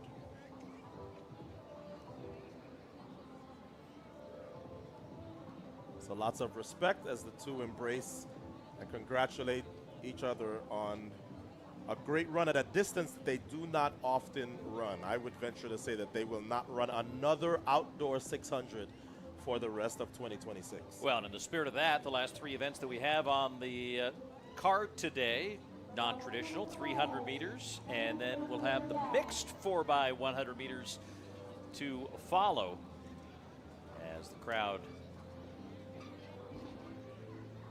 awaits the last 30 minutes or so of action at Miramar, where we've seen world leads, world records, and meet records, as well as the men's long jump competition. Tajay Gale in the lead in that men's long jump competition, ahead of Cameron Crump. They are in the fifth round of the competition, as too is the women's long jump. As you see current standings, Monet Nichols still holding on to that first round jump. In fact, she has not had a legal jump since the first round. Talia Brooks now behind her, wind aided 6 meters 87, 22 feet 6.5 inches, and Akeelia Smith, the meet record holder in this event, 6'86", just a centimeter behind the talented heptathlete Talia Brooks of the United States, who will be on the runway coming up here shortly. So Nichols almost at that magical 7-meter barrier, and not a lot of wind. That .3 has to be one of the, I mean, apart from Smith with that negative wind, that Nichols' performance with just a .3 behind it has to be one of the lowest wind readings we've seen. And we've not seen a 7-meter jump, at least coming into this weekend. A lot of changes to that world lead list following this weekend of actions. We kind of follow things in real time. I was keeping an eye on that. We talk about that mixed 4x1. You know, this is the first year where they're recognizing it as a legitimate world record. So we're kind of keeping an eye on results. And the United States had a team in Gainesville run 40.84 earlier in the day. I believe, as I go to my stat sheet. And just to keep these times in my mind right, which has, you know, my mind has a ton of times in it, I always think that a good mixed relay should look like a pretty decent high school boys 4x1. They run right about mid-40. Not an elite high school boys race, but 40.8 is about. Yeah, 41.26 was the official record coming into this weekend for the mixed 4x1. So that has been broken by the United States. Canada did run faster at the World Relays in China last year, but they've also changed the rules in terms of the gender order of the baton passes, and we'll talk about that when that race comes up here shortly. But meantime, we're getting set for this 300 meters for the men. As you look at the start list with late scratches by Alexander Ogando, fourth place finisher at the Paris Olympics at 400 meters and a mainstay of World Championship finals at that distance. Yes, he is. Since Eugene in 22 also appeared in the final in Budapest and in Tokyo, but he is not running here in Miramar, so we focus our attention to those who are. Javon Williams in lane 2, Andrew Wright, who's another member of that group from Texas, high schooler who won the Texas private school 100 and 200 meters last year. Harry's out of Great Britain, Olympic Games bronze medalist in Paris in the 4x4. Moranta of the Dominican Republic competed at South Florida. Barnes of Jamaica, and Brian Faust, World Indoor Championship silver medalist last year at 400 meters for the United States. Starting on the backstretch, the men's 300. It's another race with a good chance for a record. So off they go. On the outside, that is that Jackson on the outside? I think it should be Brian Faust on Faust the outside. on the outside, yep. Excuse me. And now coming up in the interior in lane 3, that's Toby Harries of Great Britain, but a pretty competitive race here in the last few stretches as Moranta in 4 of the Dominican Republic. No, it's actually the high schooler. Yeah, I think the timing system may have him mislabeled. So what happened with this 300-meter final is it got condensed from 2 heats to 1.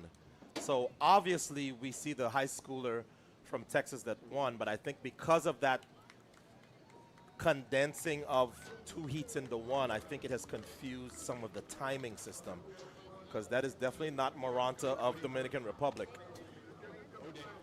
I think that is, well, let me not guess. It is definitely not Moranta of the Dominican Republic. Well, I think that might be Jake O'Day Jordan. I think that's who it is.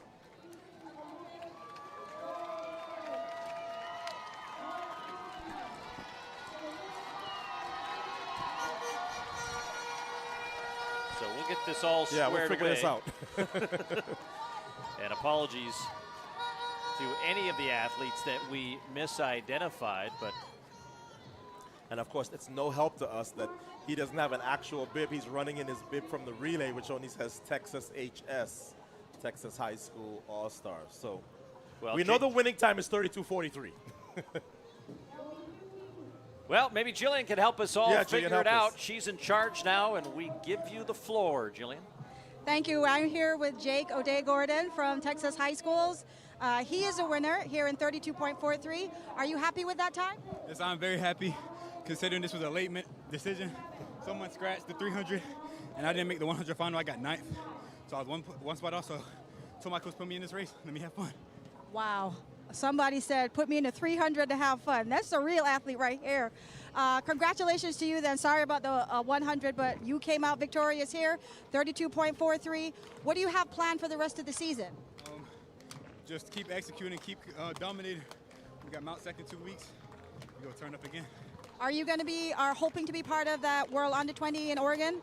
Yes, ma'am. I will be competing for Great Britain at the 100, 4x1, and 200. I think they might put you in a 4x4 if they see this. Well, congratulations to you on this. Late ad, you made it work, you made it count, you put in some work today. Congratulations to you. Thank you so much. God is good. All right, and of course, happy Easter to all those who celebrate. The high schooler comes and schools the more established veterans. And as Jillian Russell kind of hinted, maybe has volunteered himself involuntarily for duty on the British 4x4 that will run in Eugene, Oregon, later on this summer in August at the World Under-20 Championships.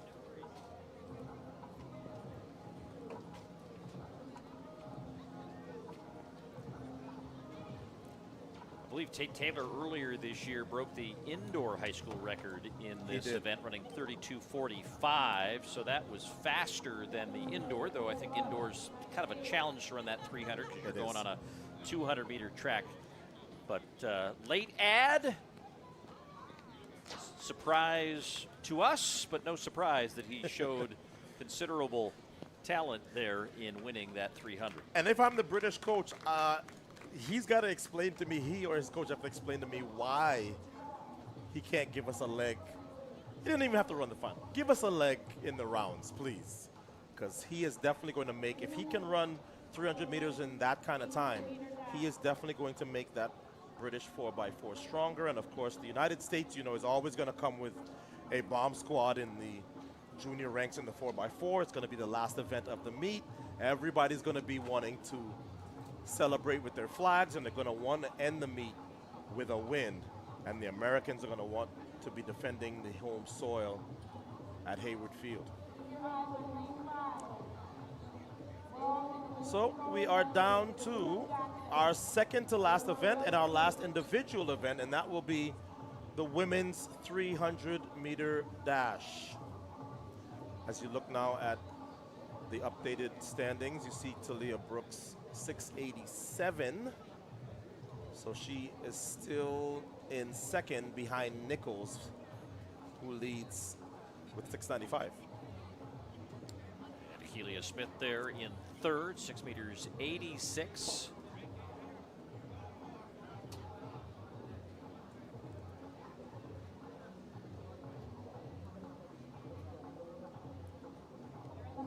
Cloud cover rolling through, so a little bit of sunshine and a little bit of shade in between these races as the women get into the blocks for this women's 300 meters.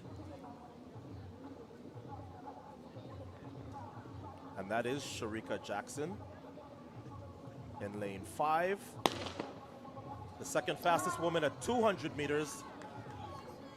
Last year, she lost this race to Julian Alfred of St. Lucia. So Jackson in 5, Sade Williams in 6, making up on the stagger of Rosie Effiong. And now coming into the home stretch to see if Jackson can reel her in. It is still Williams and Jackson. Williams with that 400-meter cadence. And though we know Jackson more now for recent exploits at 200 meters, was a pretty darn good 400-meter runner in her early part of the career. So those two showing strength at the last stretch of this race, and just off the meet record set last year by Julian Alfred of St. Lucia. Williams gets the win in 36:23. Impressive run by Williams. Anybody holding off Sharika Jackson in any race is doing a good job. These two train together under the MVP banner, of course, in Jamaica.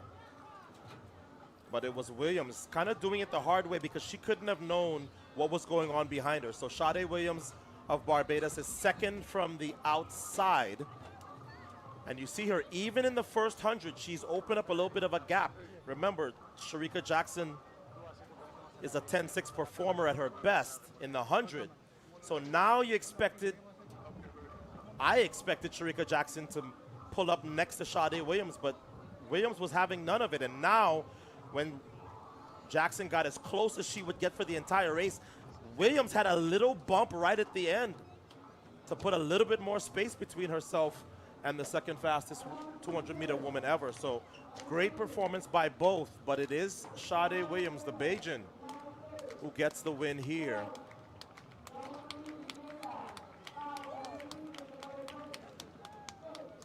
Of course, Williams, very familiar to Barbados track and field fans. She was an absolute phenom in the 100 and the 200 in her high school days.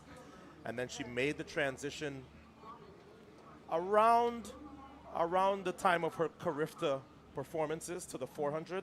And so far, She has been excelling. She's a bronze medalist at Worlds. Let's go down to Jillian Russell Love once again. I'm here with Sade Williams from Barbados. Congratulations on that 300-meter win, 36.23. Are you satisfied with that time? I mean, I would have loved if I had run a 35, anything 35, but I'll settle for the 36 for right now. Yeah, April, you know, early in the year. How is your training coming along? How do you feel about where you are in terms of what your accomplishments or what your goals are for this year? Well, I feel a bit stronger. I feel like I'm getting faster. I'm hoping that this season goes a lot better than last year and year before. And Commonwealth Games is this year, so looking to repeat another gold medal performance in the 400 again. Okay. So you're with your training partner there. Both of you come down to the line and you hang on there, showing a little bit of that spirit that made you a champion and made you a medalist in some of the previous championships. So you're looking forward to Commonwealth Games, to maybe repeating. What else can we see from you? You know, for right now, that's my goal for this year, Commonwealth Games. That's the big one. Yeah, that's the biggest thing that's happening this year. Other than that, I would have to say lowering my time in the 400, running a faster time, possibly running a personal best. So those are my two goals for this year. Coach going to put you in some more 200s to get that accomplished? I think so. Looking forward to that? Yeah. This could be, you know, a little bit of a long stretch to say that this is a speed work in the 300 right here. Yeah, it definitely is for sure. Well, congratulations and good luck for the rest of the season. Thank you. So the Bajan star taking care of business. She said she wanted a time that was maybe a little faster, but we get ready now for the second section of this women's 300-meter final, and we draw your attention to Reed of Jamaica in lane 4 and Anderson in lane 6. Yeah, the first seed section really had the star power here, so this second section has to try to overtake that time run by Williams. And we'll see if they can do it. From the inside, it's Canandra Davis, the United States, Joanne Reed of Jamaica, Renee Regis from Great Britain, and Anderson from Jamaica rounding out the field. It's Regis of Great Britain there, high side in lane number 5, but on the inside now, Davis is moving up and looking strong and making up the stagger and has the lead coming into the home stretch. And let's see if she can hold it on. She has got the lead and will take that lead with her all the way to the finish line. Anderson cannot close 36:40. And 36:44 now the official time, with Anderson second in 36:81. Are you surprised they got that close to heat 1?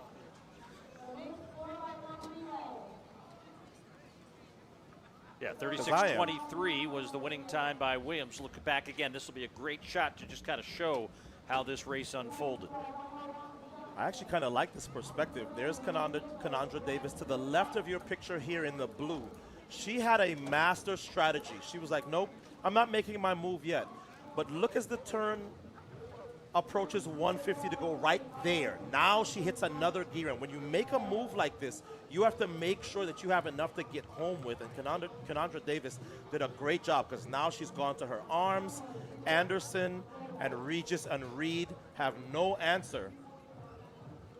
And Davis romps the victory here in a time that would have puts her second overall, because she's run faster even than Sharika Jackson. So only Sade Williams' 36:23 is faster. So Canandra Davis ends up effectively second, ahead of a lot of Jamaicans, including Sharika Jackson and Kay Anderson.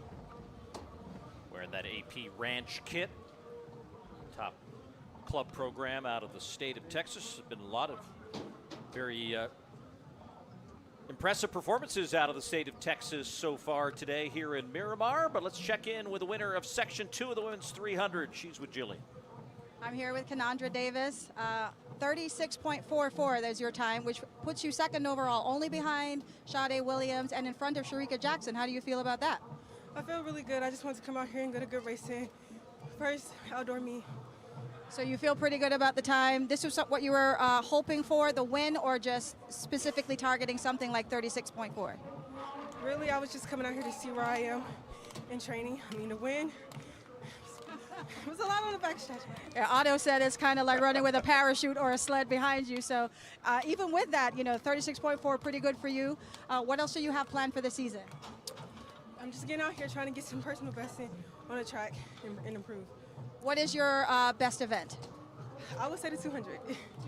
Okay, so a little bit of over distance for you here today, and you're happy with that. Well, good luck for the rest of the season. Thank you. You're welcome. So the women's 300, both sections are now in the books as we get another look at the fine run by Kenandra Davis, which would win heat section 2 of the 300 and would eventually be overall second to Sade Williams'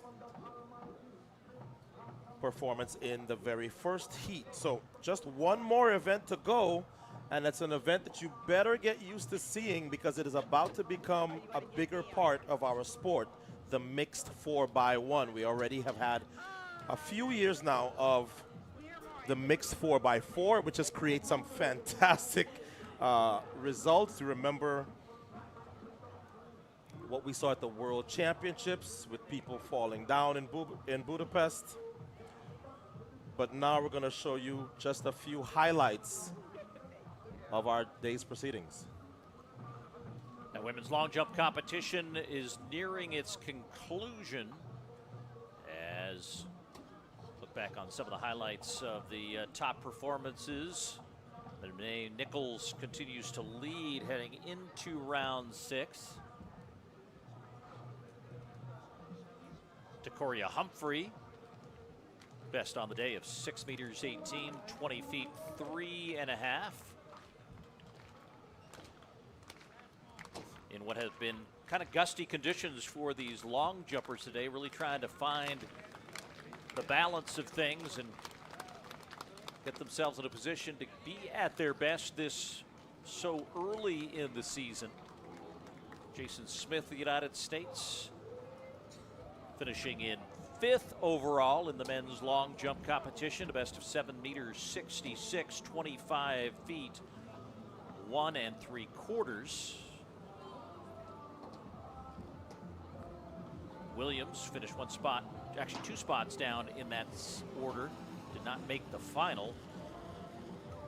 At a best of 7 meters 62, 25 feet even.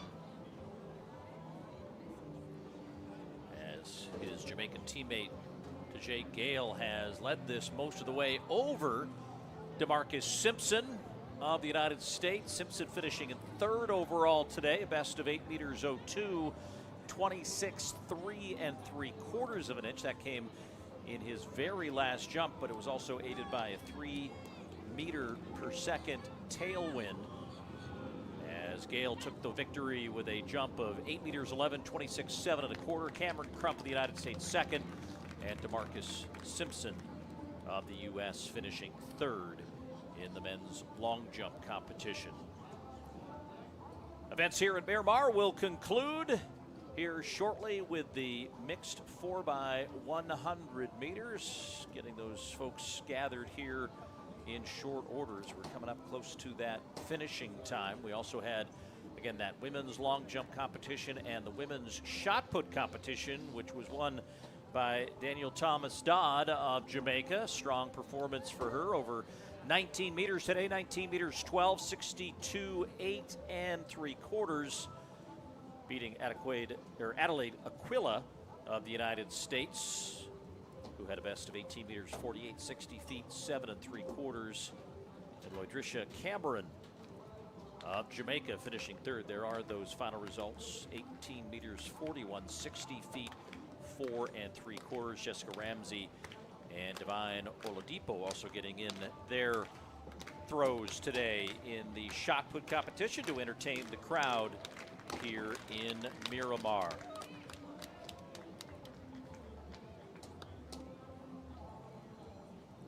Your season still just getting started. I know you've got athletes to think about, yourself to think about, but also this venue. Give us an idea of how this venue is utilized for track and field throughout the spring. Oh, we are very excited about how much this venue is going to be used this year, because what's going to happen, Florida tends to be the earliest in terms of having their high school state meet. By the second weekend in May, the entire Florida high school season is over. We are going to have a lot of the sectional meets. So you're going to have to come through. If you live in this region, you're going to have to come through the Anson Sports Complex and compete here if you're going to make it to the Florida high school state meet. So a lot of what we have is that, but we also have a very good relationship with the Paralympians and the Masters. So we have quite a full schedule in terms of invitational high school meets. And then, of course, we had this, which sort of kicks off our outdoor season. There's a look at our meet director, Tony Campbell. So yeah, as the years have gone on, we have had more and more people sort of by the word of mouth going, hey, there's a meet at Anson. We want to go run there so we can get some good performances. You mentioned Paralympians had the U.S. trials here for Paris back in 2024. There was 2 Paralympic athletes competing today here, most notably Brittany Mason, who's the world record holder in the T46 at 100 meters. As the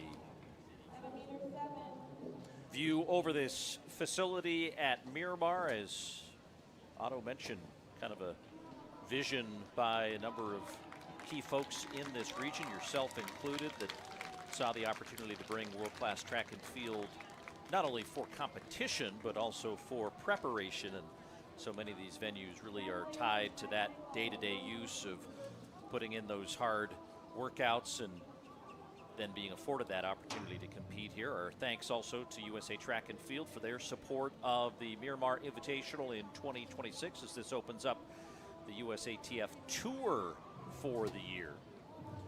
As they will have a series of events working their way all the way through the summer, and a chance for the Federation to put some financial and staffing support behind them. I know they got their social media folks here promoting the meet. They've got folks from High Performance that are here, training and support, all for the athletes here competing, and this crowd now anticipating what will be an entertaining way to cap off the afternoon in Miramar. It'll be the mixed 4x100 meter relay. And just like the 4x4 auto, they've been tinkering with this in the early going, as when we were last in a world relay venue in Guangzhou, China back in May of last year. It was the women ran first, then the men ran last, and now starting in 2026 and for what we'll see in Botswana at the World Relays this year, it's actually going to be one gender, then the other, as you'll see the men get in the blocks first, and the women will run legs 2 and 4. Yeah, pretty much the way that we see it in the mixed 4x4, right, as you said. I am eager to see this because I think this can be a very exciting race for track and field fans. It did not fare particularly well at the last World Relays, because I think you had a real issue with men handing off to women, and there being issues with the zone and people running away from each other. But I think as more countries start to get invested in this event, I think you're going to see a lot more great performances as we look at our 100-meter winner from earlier today.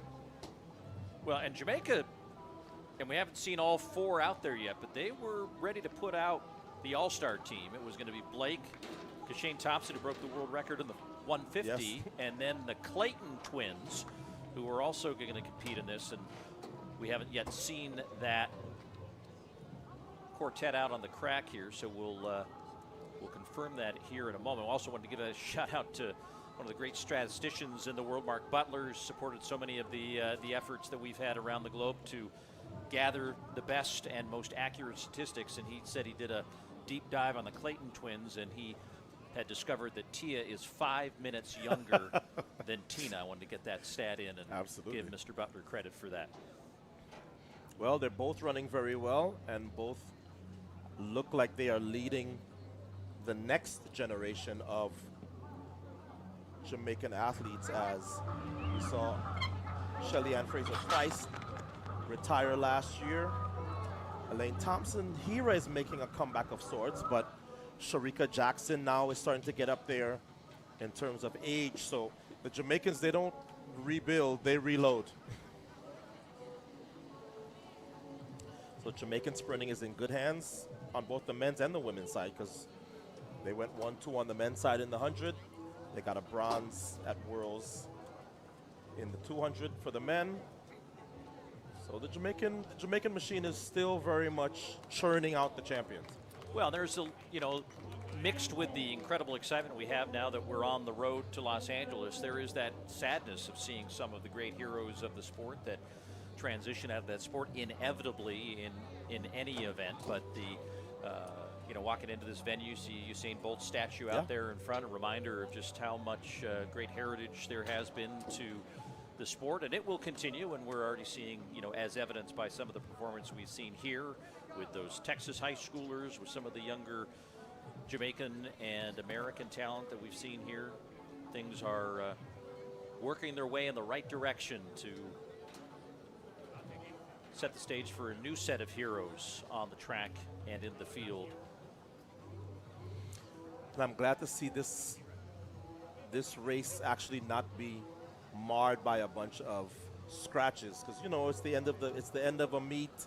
Occasionally you'll have athletes saying, hey, I don't feel particularly good, or my race didn't go well and I don't want to run anymore. So I'm glad to see at least 3 of these teams towing the line and getting their blocks set for what will be our very last event here in Miramar, the 2026 Miramar Invitational. And we appreciate you guys sticking with us. We're a little bit past the top of the hour when the meet was supposed to end. So thanks to those in the production house, too, that are keeping the sights and sounds and pictures coming to you, and our friends at World Athletics for supporting this live stream around the globe. Wrapping up here with what should be a pretty entertaining mixed 4x100 meter relay on a day where the world record has already been broken in the state of Florida. 40.84 by a squad from the U.S. And now the return serve coming here in Miramar with that group from Jamaica. But, again, you can put great talent out there on the track. Baton passing. But the baton. That's what I'm most interested to see, because anytime you have men and women running at top speed, there's a little bit of a disparity in terms of the top end speed. So it means that it can make for very interesting handoffs. And we told you that at the last World Relays, it was the second leg to the third leg exchange that we saw a ton of drops and mishaps. So if you take the halfway point between the world record of the men and the women, it's 38.83. Okay. So I don't know if that's the theoretical. You feel like eventually that's where that would the be world where record they should would be. reside. Now the Canadians ran 40.30 last year at the World Relays using a different sequence of athlete order. That is not the recognized world record. It was coming in today the Australians that ran just a week ago 41.26 in Melbourne. And we're now in the blocks with Jamaica, Barbados, the Dominican Republic, and the All-Star team in 8. Final race at Miramar, the mixed 4x100, as the men start out on the track and will hand it off to the women. Not the greatest of passes, but you see Jamaica on the inside starting to assert themselves. That's one of the Clayton twins down the backstretch.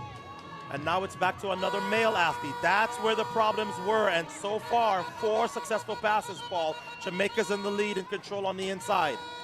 As the crowd gets to its feet here on the front straightaway, seeing something historical here in the late going as the battle for the win and the mixed 4x4 is taken by Jamaica. And that time of 41.21 now registered down to 41.24. And I expect that wind on the backstretch, and maybe the combination of some challenging passes does not result in the fastest time of the day. It would have been the world record had it not been for the U.S. squad running 40.84 just a few miles away in Gainesville. But a great quartet from Jamaica takes the mixed 4x100 to end the day. Yeah, Jamaica had decent passes, not great passes. I was actually probably most impressed with the pass from third to anchor. But here's another look. So to your extreme right, just coming in the picture, that's Akeem Blake on the inside for Jamaica. Here's the first pass. That wasn't a bad pass on the inside. But the more important thing is that all four teams got the baton around. So here's the second pass. This is the one that usually creates an issue because the women at that point are running out of gas, and you have a guy getting ready to start his leg who's full of run. That was a pretty good pass right there from Jamaica on the inside in lane 4. And then it was just a matter of one of the Clayton sisters taking it all the way. She did a good job of doing that. So all four teams managed to finish, but none faster than Team Jamaica on the inside in 4. And good luck telling which Clayton twin is which when they only have jam on the front of their bibs. Glad we don't have to do that at the Olympics. Well, what is now the third fastest time in history, Jamaica in the mixed 4x100 as we check back in with Julie. Tia, if you would come over here with your teammate. This is a relatively new event. How much practice did you guys get before running this today? No, we didn't get much practice. Well, it didn't look too bad based on no practice at all. How does it feel? Because I was thinking, and we were discussing earlier, that if we're seeing a man coming into you to give off the baton, how many steps do you give them? We'd have to give them about more steps than we give a female. So if we give a female like 20, we'd have to give a man about 30 something. So how does that feel, though? Like, you think that this is something that we're going to be really good at, or you think that there's room for improvement in terms of the placement of where the girls run and where the boys run? How do you feel about that? Well, I would prefer to run women to women, men to men. Yeah. But it was a pretty good run. We didn't run up in each other back. How do you feel about it? It's pretty fine. It's okay to me. It was okay? Yeah. Baton exchanges were good. Good enough. Yeah, good enough, yeah. We're going to get some practice. Yeah.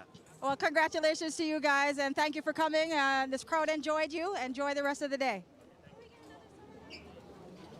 So there's a confirmation. The Jamaican team, 41-24, about a half second and change ahead of the All-Stars. And here's the last exchange. This was the All-Star team on the outside that finished second. There's the baton, held out. She's got it in hand. What you can't see on this replay is Tia Clayton on the inside, who is doing great work for Jamaica. So this All-Star team on your screen now would finish second, but Jamaica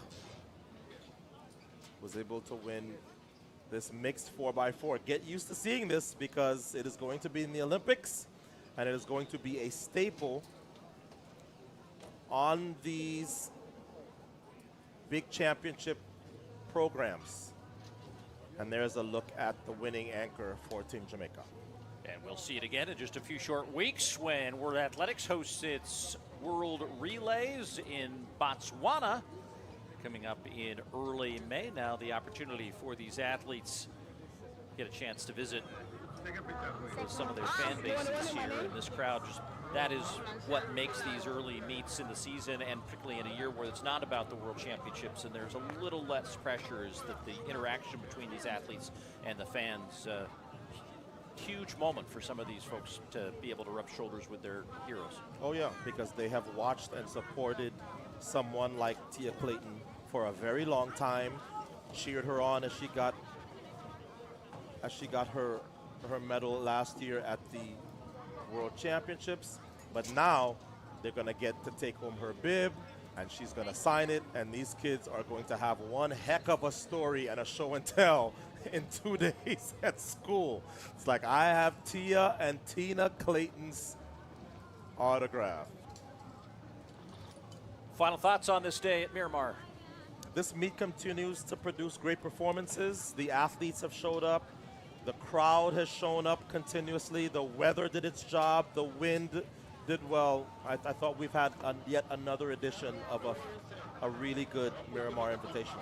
Had the fastest high school quartet in history in the 4x1 on the men's side. World number 2 in the hurdles for the men, or for the women, and for the men, world number 1 in the meet record, and that world record by Kashane Thompson in the men's 150, with wins from the likes of Tajay Gale, former world champion of the men's long jump, and so many other performances today at Miramar. It was an absolute pleasure to bring you the sights and sounds once again in 2026. For our entire production crew all across the track and in the field, and our thanks also to Jillian Russell Love for those trackside interviews, and for Otto Bolden, I'm Paul Swangard saying so long from Miramar at the Miramar Invitationals.